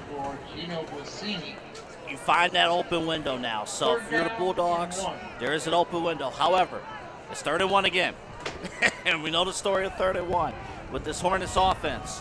So we'll see what adjustments have been made in the halftime. And if I had to guess what that story is you're talking about, the quarterback sneak has been alive and well for Kirtland on 3rd and short tonight. They're in the I formation. No quarterback sneak here. It is an off-tackle run, huge run here. First down and much, much more. Still on his feet, Rocco Alfieri. My goodness, how did he do that? First down and much more. My man is flexing right now. You got to readjust the shoulder pads. Let's take a look here. Again, what do you do on the 3rd down? Who's going to get the football? Who's going to go? And the little bit that we saw there, that's all you needed to see. Because from that blocking, and you see it up front, it's 1 yard to make that choice and make that decision. Alfieri again. He's to the 10. And the 5 weaves his way in. Touchdown, Kirtland. What a play. It's incredible. So right after that, you go right back and you get that response, and it's just critical. Let's take a look here. Just the blocking, sustaining, and it's tough when you have that power to get off those blocks, Logan. That's what happened there on the first drive. And he got a big block right near the goal line from sophomore right guard Matthew Cayley. Took a defender off the screen on that replay. Bit of a botch snap for the time being, but the extra point from Nick Barisic is up and good. 10:40 to go in this third quarter. Blinking, you might have missed it. Kirtland marches down the field in a minute and 20 seconds to take a 19-0 lead. Very, very, very impressive offensive drive. And, you know, we've mentioned it. The Hornets have done it all year, coming out of halftime, getting that efficient third quarter drive. We're accustomed and used to seeing the long drives coming out of the third quarter, or coming out at halftime. This time, a quick drive, going right down the field of scoring. Even after the missed trick play on the second down, they converted on a 3rd and 1, got a big play, and then ended up scoring. And while we await the start of the next kickoff, just you know that the pregame show tonight was presented by Career Coach Services. I want to thank them for sponsoring tonight's pregame show that happened right before tonight's contest. And a trio of return men deep for the Bulldogs, and they look to try to get the ball back and really get going, because if Kirtland can put together another drive like that their next time around, this game could maybe get out of hand. And got to watch here the special teams unit, a special kick here. Fair amount of distance and fielded on a back pedal by Tomlinson. He gets past the 25 and he'll dive to get near the 30-yard line. And kick return game fairly decent so far for Dalton tonight. They've usually hovered around their own 30, 35-yard line or so to start drives. And this now for the Dalton offense led by Colin Pearson, arguably the most important drive of the night. Yeah, and they had momentum before halftime. They just couldn't convert in the red zone, you know, right there, right before halftime. So you're right, Logan. To this point, it's a 19-0 football game. The Bulldogs have been competing, but it's going to be important right now for them to respond. They'll have a 1st and 10 at their own 30. A run up the middle for Grayson Siders, and not too much. He'll get maybe a yard on the play, give him the 31. And this Kirtland defense flying to the football early and often. Yeah, and multiple guys flying to the football as well. And again, playing that assignment football. Now, again, secondary has to be careful. Maybe the Bulldogs going to try something over the top here in a play or two. But to this point, good response for the defense. Those Siders lining up, offsetting a 2-point on the left, so an empty backfield. Tomlinson goes in a jet motion. Pearson wants to throw. It's caught. That's Siders, and he'll have a 1st down and more as he gets tackled out of bounds near his own 45. Speed on the outside again with Siders, and he has provided that to this point. Again, collectively as a group, the Bulldogs don't let the 0 fool you there on the scoreboard. They have been efficient on offense. It's a matter of finishing, but, you know, moving down the field, they have had success here tonight. Now just under 10 minutes left in this third quarter, and Bulldogs looking to continue to march down the field. Pearson pumps and throws, and almost intercepted by Tommy Gogolin. Just got his hands on it, but couldn't haul it in. But still a great effort from the Kirtland secondary. And I believe that pass might have been tipped at the line of scrimmage as well. It kind of affected how that play was moving there. But in the traffic, dangerous throw could have led to a big turnover. But instead, it will be a 2nd down and 10, and Pearson already threw 1 interception in the first half earlier tonight. Gino Blasini was the one who came up with that one for Kirtland. And, of course, that set up a long 10-minute drive for Kirtland score in the second quarter. Pearson hands off inside, and down goes Siders. Siders maybe a yard with forward progress, and This run defense has been stout for the Kirtland Hornets tonight. And they've been getting to their spots. They've been doing the things that they've needed to do. And in between plays here, both teams look at their sidelines getting their assignments as far as where to go. It is a chess match, not only between the head coach, but also the entire coaching staffs and what they're seeing. And it's taking a while in between plays here, Logan, just to get those play calls on both sides. So now a 3rd and 9 for Dalton. They'll go trips right. Pearson keeps himself, tries to get away, but he can't.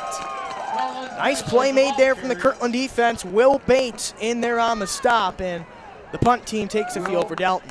Yeah, and that play had potential.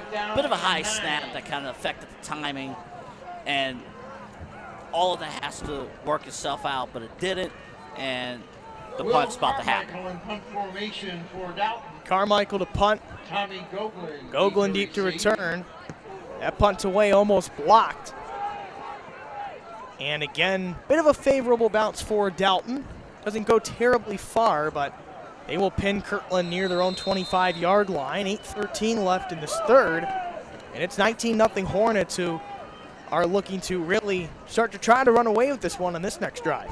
Yeah, and just think, just that first offensive drive of the third quarter, the way it played out for the Hornets, aggressively moving down the field, and it showed right then and there. And you're right here, Logan. This is a critical part of this football game. And coming out to the field, they are motivated to take control of this. Jake Laverty leads the troops out on the field. Rocco Alfieri had himself a nice drive on the last one, a 22-yard touchdown run to end it. He gets the call here, and he'll get to his right. He's past the 50. Down the sideline, cuts inside, and he's whipped down near the Dalton 35. Rocco Alfieri having himself a dandy of a third quarter. His strides are just incredible. He I don't know if there's such thing as running the football correctly, but that's how you run the football correctly. And just on the open field, it's just perfect. The knees is at a 90-degree angle when he's running. It's incredible. Quite the balance of power and speed from Alfieri. The junior, 5'11", 185 pounds. His brother Mike Alfieri, a few years ago, one of the key offensive and defensive linemen for the Hornets. Run inside, it's Alfieri again, and puts that power to work. He gets to the 30-yard line for a quick 6-yard gain. And the other thing, too, you mentioned, when you're 5'11", you don't have the advantage that maybe a taller back could have, and you can take less steps. So you have to be efficient with your steps. And you've learned how to cover your runs, and the Hornets have done that, and they taught that very well. And you learn that young, too. This is an environment that, Logan, you're aware of course. It's an environment that has been established for the Hornets all these years, and it shows year after year. Definitely a youth football program laying the foundation for what's to come in high school, and plenty of that defensive front for Dalton encroached, but they got back to the line in time. Here comes Alfieri. Nice burst of speed past the 25. That's another Kirtland first down. And that ground game starting to maybe wear down this Dalton defense a little bit. Yeah, and remember again, this Bulldogs defense worked in the first half. They've been able to play efficient assignment football and swarm and get to those spots. We're not seeing much of that here in the second half as far as multiple guys getting to the football. But you have to work very hard to do it. And to this point, Hornets kind of taking over right now, the wear and tear. Already nearing 6 minutes to play in quarter number 3. Hornets very close to the Dalton red zone. Handoff, it's Alfieri. He's near the 10. Look at those legs go, carrying nearly the whole defense with him, and he is in for the Kirtland touchdown. Unbelievable! Are you kidding me? Wow, Rocco Alfieri, 21 yards, and for about half that run, took the whole defense with him. Are you kidding me? Just look at this. First initial contact was 2 yards in. And that turned into a score. Just driving, everyone that second effort with the Hornets. And look at that offensive line, too, getting behind him, continuing that push. Whistle didn't blow yet. They helped him get into that end zone. What a run, and the extra point is good. 5:55 left in the third. A 21-yard touchdown run from Rocco Alfieri makes it 26-0 in favor of the Hornets. Logan, what was incredible about that, the offensive line, you could tell they're having fun. You could tell. They sure look like it. They're driving, they're supporting their teammates. It's just incredible, to see there. But what was interesting with the run itself, dipping your shoulders low, underneath the contact initially, that helped. And then again, you don't skip leg day, a little bit more fitness and yoga being used in the weight training program. It's playing out here in this third quarter. I was going to say, really a great fundamental run to begin with, but then those last 10 yards, those are pretty much weight room. Those last 10 yards, you just want to just take that film and just show to all young kids. Yes, you do. This is why you play through the whistle every time. And that is certainly why in that offensive line, again, getting behind Alfieri to help him.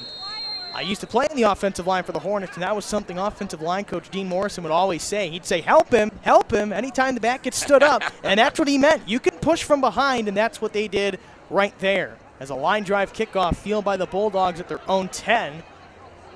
And a fairly decent return near their own 30-yard line. About a 20-yard return for Ethan Stutz, the senior for the Bulldogs. And it's 26-0. Kirtland with a quick 14 in this second half. And again, what's interesting, it's been a quick blitz to this point, for the Hornets and getting their score. So if you're the Bulldogs, again, right now, one possession at a time. But the critical thing is always the depth, which we'll talk about momentarily.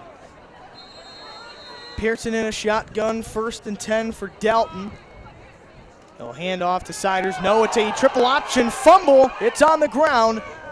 And thankfully for the Bulldogs, falling on Sammy Tomlinson, but a near disaster turnover deep in their own territory, but the Bulldogs maintain possession.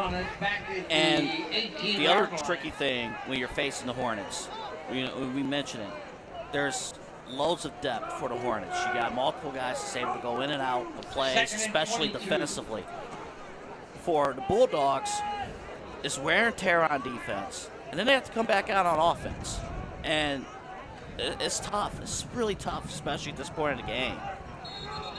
And just as that play is about to get going, I don't think it was just a Kirtland sideline. I saw Phil Laverty, the middle linebacker, signaling for a timeout rapidly, and he was able to get it with just over 5 minutes left in this third. That's the first timeout of the half for either side. Yeah, and again, this is just the point in the game right now. The mental toughness. It's so tricky with Kirtland because in the first half, it feels like you're in the game. It legitimately feels like you're right there. You're in it. You just got to make those critical plays, and you're set. And what happened in the first half, Bulldogs, in a lot of cases, they made the right plays, but it wasn't enough. And it's playing out in the second half mentally. And that really, when you get to the playoffs, one play can make all the difference. And that's been the case early and often in the OHSAA playoffs for plenty of seasons now. And really, when the competition gets tougher, that's when the execution's got to get stronger. And it's just an environment, it's that culture that's just been built all these years. So now 2nd and 22. Dalton looking to get anything working. Pearson adds time, but he'll loft this one into his own sideline and incomplete. The other thing that kind of impacts it too, early in the third quarter, you usually don't have as much crowd support, and this is anywhere. This is not, a shot at any of the teams. Right. But you usually don't have the crowd support at the start of the third quarter because people are still in the concession stands, might have watched the marching band. So it's hard to get right back out and jump and get something going. And a near diving interception from Luke Chuko. And he looked to be lined up at that corner spot, usually more of a linebacker, edge rusher. It's incomplete, but Chuko with a great effort there on the near side. Man, and Logan, I'll tell you what, he wants that back. That's another opportunity. And that was on a 3rd and 22, so Dalton now set to punt. Carmichael to punt. Gogolin stands near midfield. And that one again almost blocked. A tough punt rush for Kirtland, and probably the first bounce on a punt tonight from Dalton that does not go their way. Was eventually kicked way down past midfield, but it's where it was first touched. Yeah, it should be fielded at like the 40. And that looks to be where the ball is spotted. You talk about the crowd support, Anthony. I think the Kirtland faithful heard you down there. Yeah, they got their hot dogs. They're good. A lot of the foot stomping tonight. Again, we've almost thought might almost take some of our replay monitors down here in our press box here at Nordonia. And again, do want to thank them for their hospitality, allowing us to stream here tonight. 4:44 left in this third. I'm Logan Petoskey alongside Anthony Alford. 26-0, this Region 21 semifinal.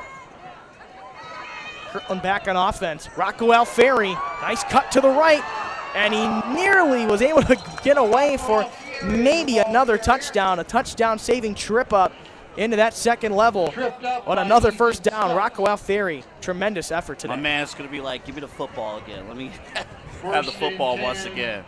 But, yeah, it's just a trip up to this point.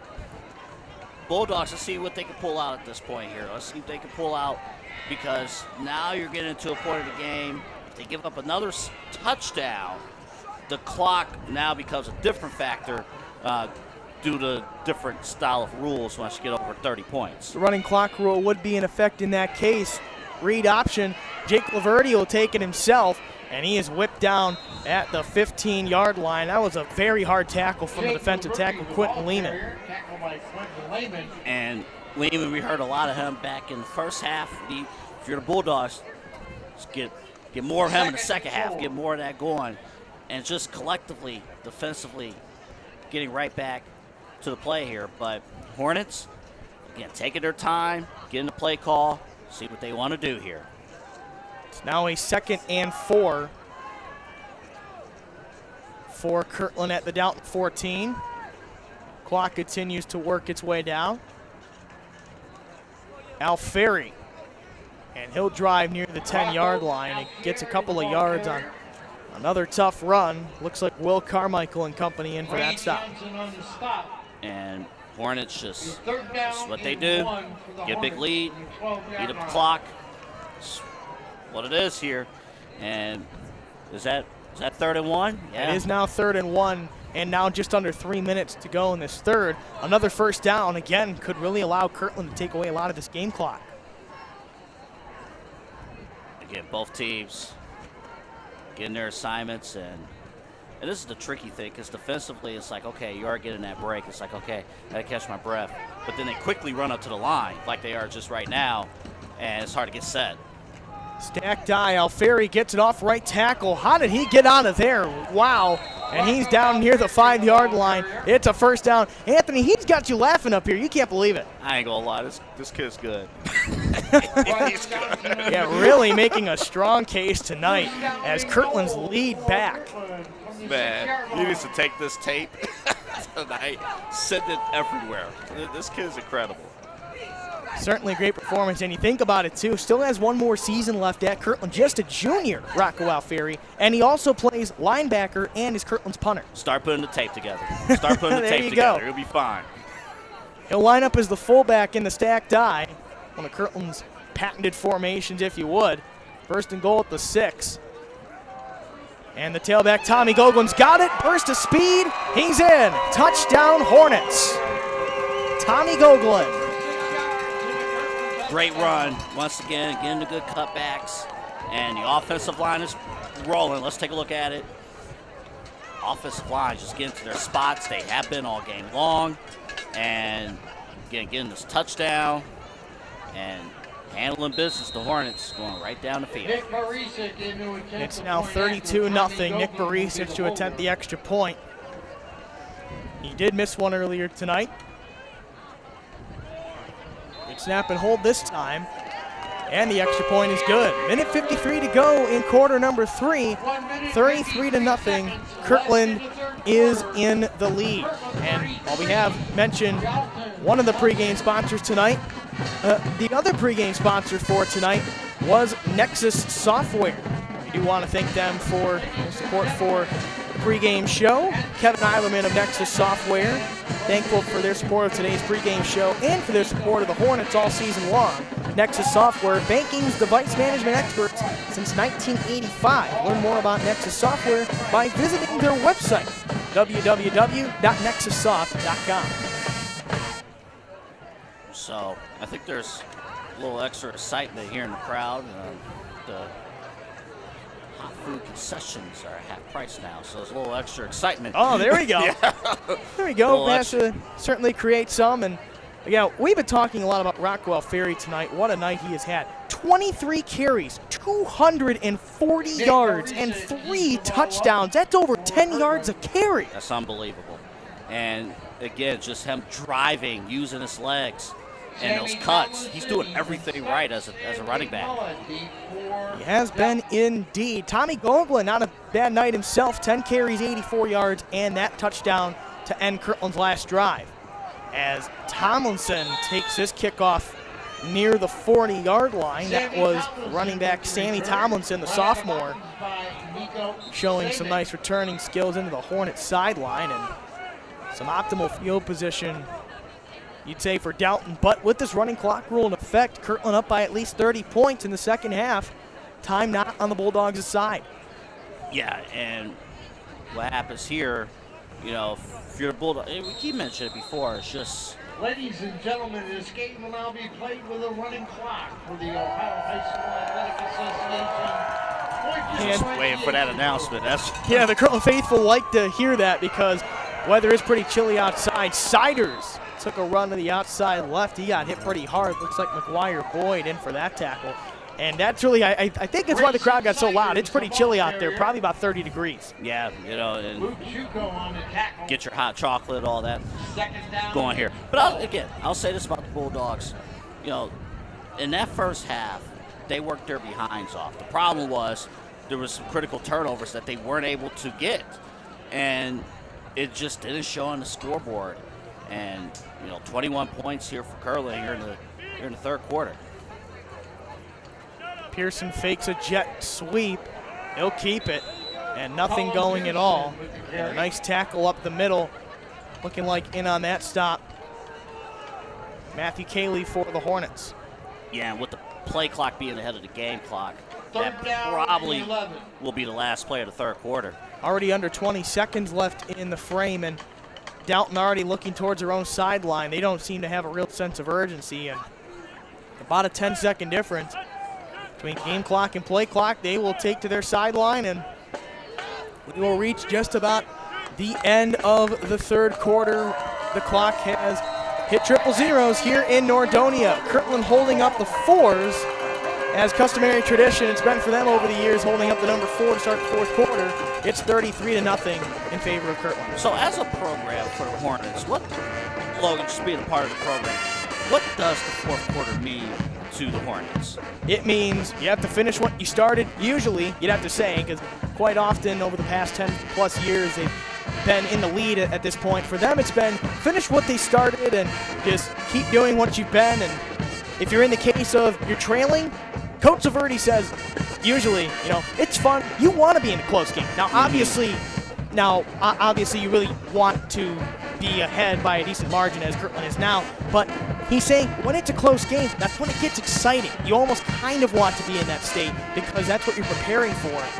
If that's the case, that's your mindset. But here for them, it's going to be just finish what they started. You almost see it like on championship teams that's been around championships all the time. There's points of the season you do want to be challenged, and you do want to, you know, have opportunities where you are facing adversity. And how do you overcome that? And those are challenges. Pearson on 3rd and 11, throws short right, and it's caught. Decent gain past midfield. And a nice reception there by Brady Hignite, the sophomore, and that moves the sticks for Dalton when they really needed them to move. Yeah, and they just got to continue on. Maybe that's the spark that's needed for the Bulldogs to build some confidence here as this fourth quarter moves on. No time to waste for Dalton. That running clock still in effect.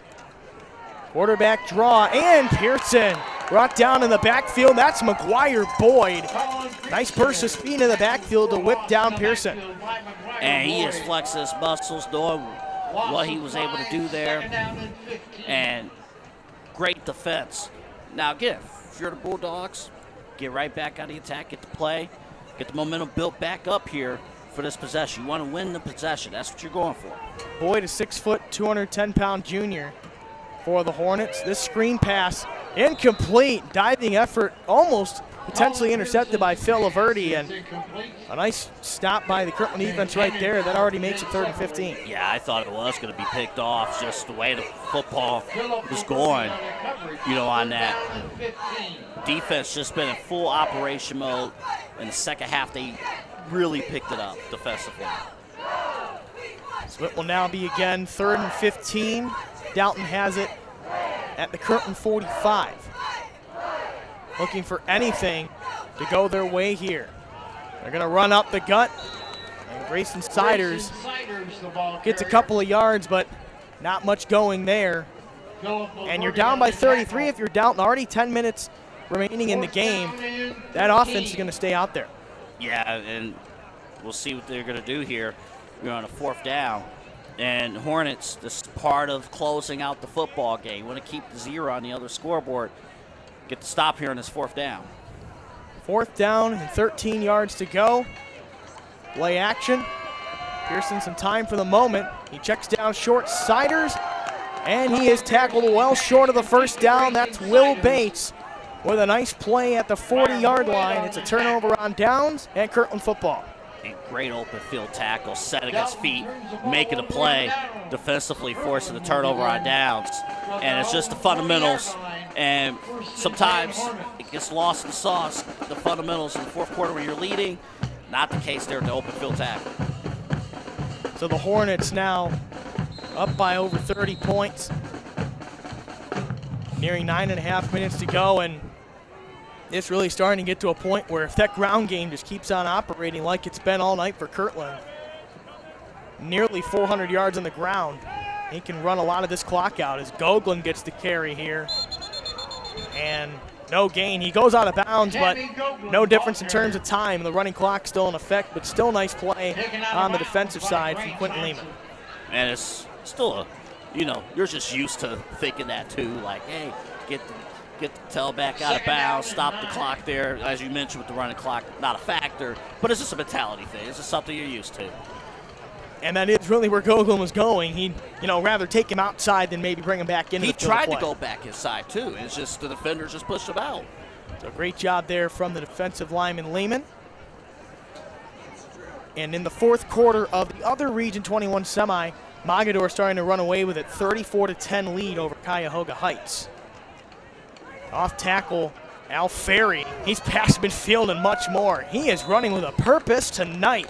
Huge gain for Al Ferry as he gains 14 yards on the play. That is a 1st down And again, for Kirtland. And real quick, apologize, Logan. Real quick, I was just mentioning, ball's kind of a little bit there to tell a little bit loose. I'll keep that in there. And that's something that might be pointed out in the film room for next week and perhaps the weeks beyond. Keep control of the football. And that clock just continues to run down, already under 8 minutes left in this 4th. If both matchups hold as they currently stand, it would be Kirtland against Mogadore for Region 21 next week. That ball comes loose on the exchange on that handoff there. Able to fall on it for Kirtland was Will Beers, who was getting the carry right there. And good running in terms of playing running back, runs in the family. His father, Willie Beers, the all-time leading rusher at John Carroll University, has his number retired for the Blue Streaks. Oh, man. Yeah, running in the family, just doing that. And that's critical, too. It's just, you see it a lot. Family members on the same team and, they went to school, whatnot, years ago, and it just carries down. They know the tradition. You're taught that at a young age, the traditions. So it's now the I formation. Beers at running back. He gets the call here again, and Dalton does a nice job of closing in on him. Looks like a trio or so of Bulldogs there to wrap him up. And you're just seeing it again, just multiple players either able to fill right in, especially here in the fourth quarter, just being able to get that football and go. We'll talk a little bit here, Logan, about what perhaps will be next week's matchup, because that's going to be a really, really good regional final coming up next week. And these two teams, they have met in the regional final before. I believe it was back in 2017. I think it was about, if I remember correctly, I think it was a 34-28 thriller. Kirtland came away with it. They met in 2018 as well in the playoffs and defeated Mogadore in a close one there, as Will Beers gets a short reception on the near side. And doesn't get much there. It'll now be a 4th down for the Hornets and 5 yards to go. Yeah, and at this point here, we'll see what the Hornets decide to do. I believe they're going to run just another offensive play here. Kind of in that dead zone here between going for it and punting the football, but see exactly what they do on the 4th down. Jake Laverty delivers the play call to the huddle. Phil Laverty checks out, and what a special year it's been for Kirtland coach Tiger Laverty, both of his sons on his football team. Oakland in motion. Bulldogs nearly jump for a moment. Play clock is run out. But before a delay of game is called, Coach Tiger Laverty calls his second timeout of the half. And that's incredible. You mentioned the family dynamic there. Head coach, you got your sons out there. I know sometimes it's tough to kind of maintain a balance, but they've made it work. They've made it work, at least from the outside, kind of seen it all in action. And it's been incredible to watch. And they're special players, too. They certainly are, and really family ties don't stop for the Lavertys. Tiger's oldest daughter, Leah Laverty, won a state championship in soccer at Kirtland, and his wife, Mary Laverty, also in the Kirtland school system as a teacher and guidance counselor. So, and your other daughter, Sophia, also involved in athletics at Kirtland as well. And Leah also played flag football for Kirtland on their flag football winning championship team. Can you imagine the bragging rights over at dinner? Run up the middle, Al Ferry, and he is just short of a first down, about 1.5 yards short. It's a turnover on downs forced by the Bulldogs. They needed to do that definitely, but time again really not on their side. Just over 5 minutes left in the 4th, and they trail 33-0. Yeah, and again, if you're the Bulldogs, obviously the game didn't go the way that you wanted to here, but you're seeing at this point right now, there is motivation. There is motivation to get the 0 off the scoreboard. And in a playoff game, you got a young team, it's a bright future for this Bulldogs team. You know, they want to get, obviously, on the scoreboard here. Pearson will hand it off up the middle. That's a nice burst of speed up the gut from Sammy Tomlinson. And both of these Dalton running backs, over 1,000 yards coming into tonight. They've really been held in check by the Kirtland defense. Yeah, especially in the second half. You know, there were flashes in the first half for both backs, but especially in the second half, this defense is locked down, and, you know, the Hornets, they showed out. And at the start of this drive, Dalton, 25 carries for 54 yards tonight. Here's a jet sweep. Sammy Tomlinson, way more than a first down. That ball popped out at the end, but it's going to be ruled down all the way at the 40-yard line. And that's a gain of 16 for the sophomore running back. Yeah, get into blocking, too. Got a player down, got an official timeout. But, you know, that open path there, getting that set up and running, those are the positive plays you want if you're the Bulldogs. If you're the Hornets, it's like, okay, you know, every play kind of matters here. All right, let's get back to the fundamentals, do our thing, and go from there. And looks like for Kirtland that Hornet down is Will Bates, the defensive lineman. He's been a presence on the field tonight. It's all over the field, yeah. Certainly has been. And again, we talked about the family ties. His older brother, Joey Bates, one of the best running backs in Kirtland history, Yes. had the single-season rushing record for a few years, including a very memorable touchdown run 2015 state championship game for Kirtland that ended up sealing the deal in that one. And he later would We talked about John Carroll a bit earlier here with Willie Beers. Joey Bates, who played defensive back at John Carroll, and this season served as a graduate assistant for them. So, again, the football and the family ties at Kirtland, they just don't stop. And a play action, Pearson looks to throw. He's got some time. And that one is incomplete, out of bounds. And it looks like Will Beers may have got a hand on that. Looks like that one was intended for Cade Mullet on the right side. Yeah, I believe he got a little bit of a tip there just to go. And again, because of the running clock, clock continues here. So Bulldogs here, they're fighting and doing what they need to do. But we'll see if the Hornets can close in.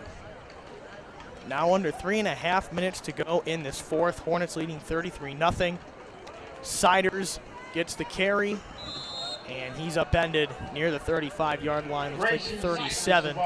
It will now be a third down. Make that, yes, a third down and 6 for the Bulldogs.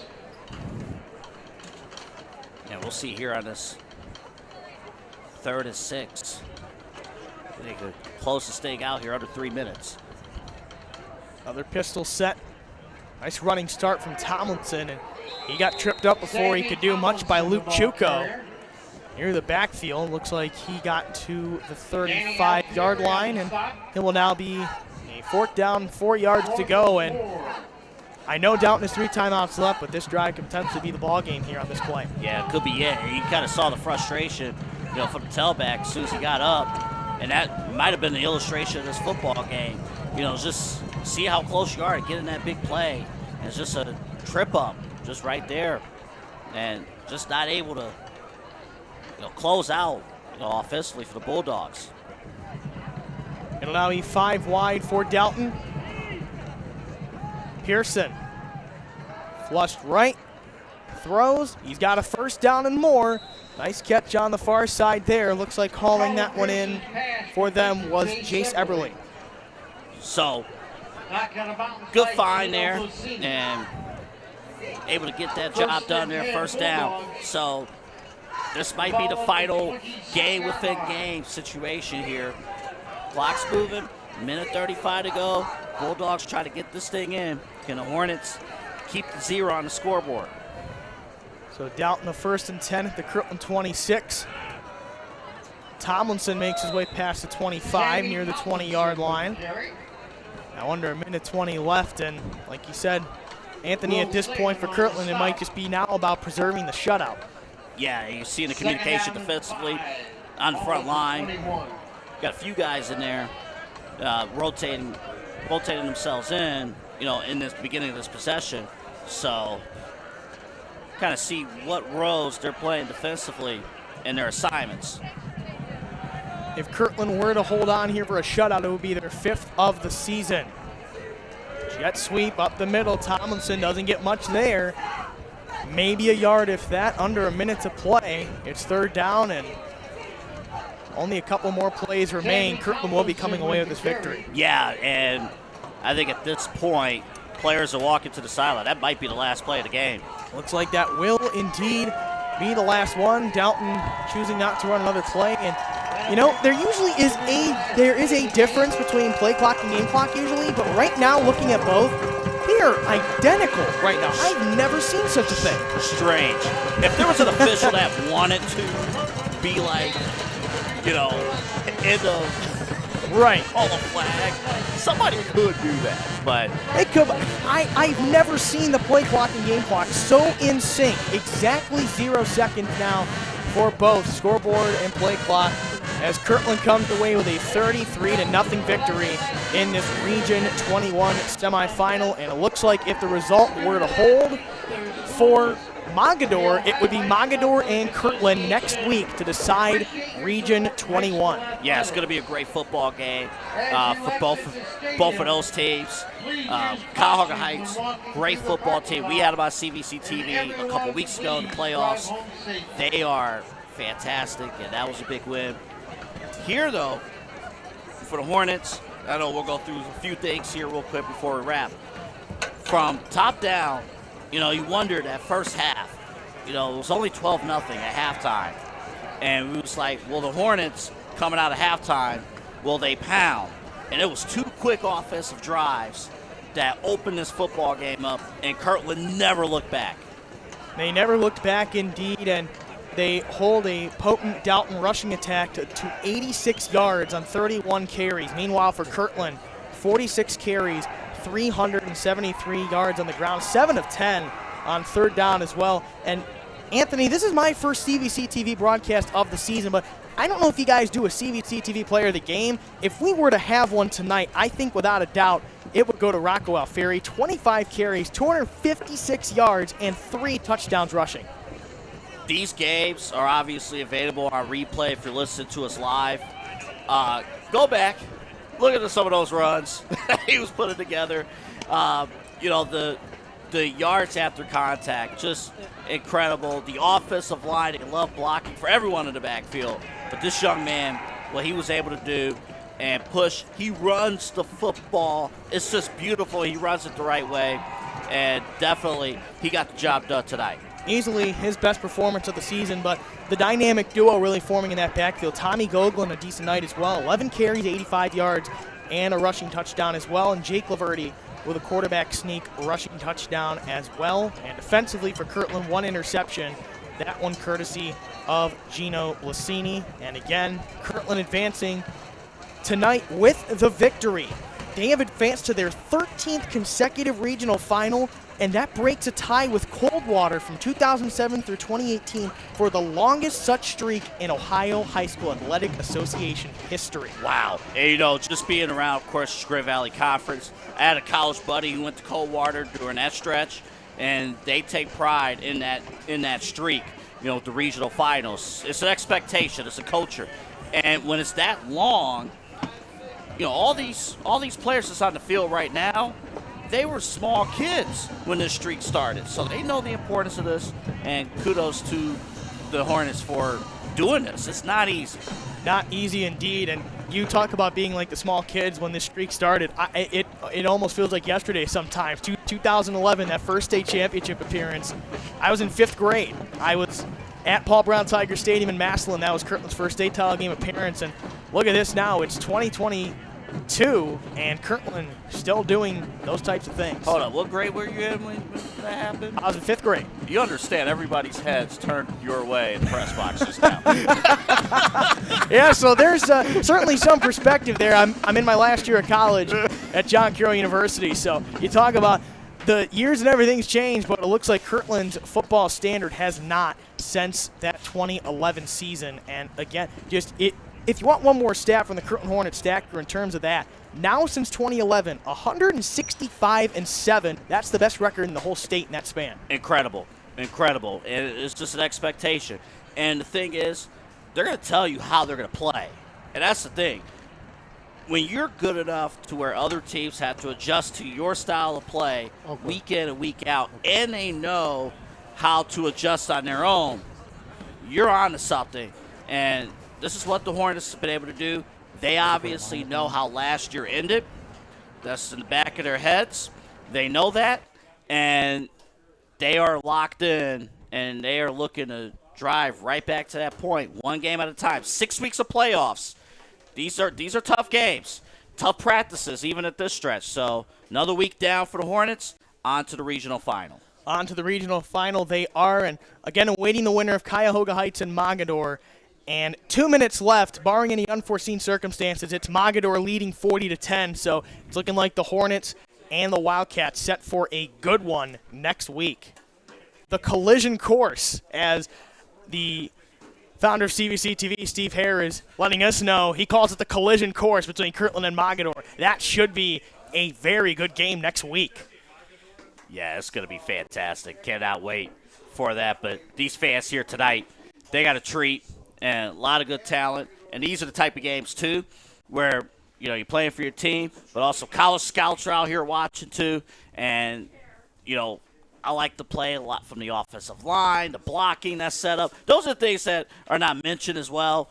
The blocking that's set up, the kick-out blocks, the driving with the legs, that is just as impressive as the big runs itself. And the Hornets, they did all of that and then some here tonight, and they opened the press box, and I forgot how the weather has been affected. Yeah, it's about 30 degrees outside and some wind. And just real quick, you talk about that offensive line. Left tackle Joey Picard, left guard George Prusak the third, center Casey Karkoff, right guard Matthew Cayley, and right tackle Brady Burrich doing a tremendous job opening the running lanes for Kirtland tonight. Again, on the ground for them, 373 rushing yards tonight.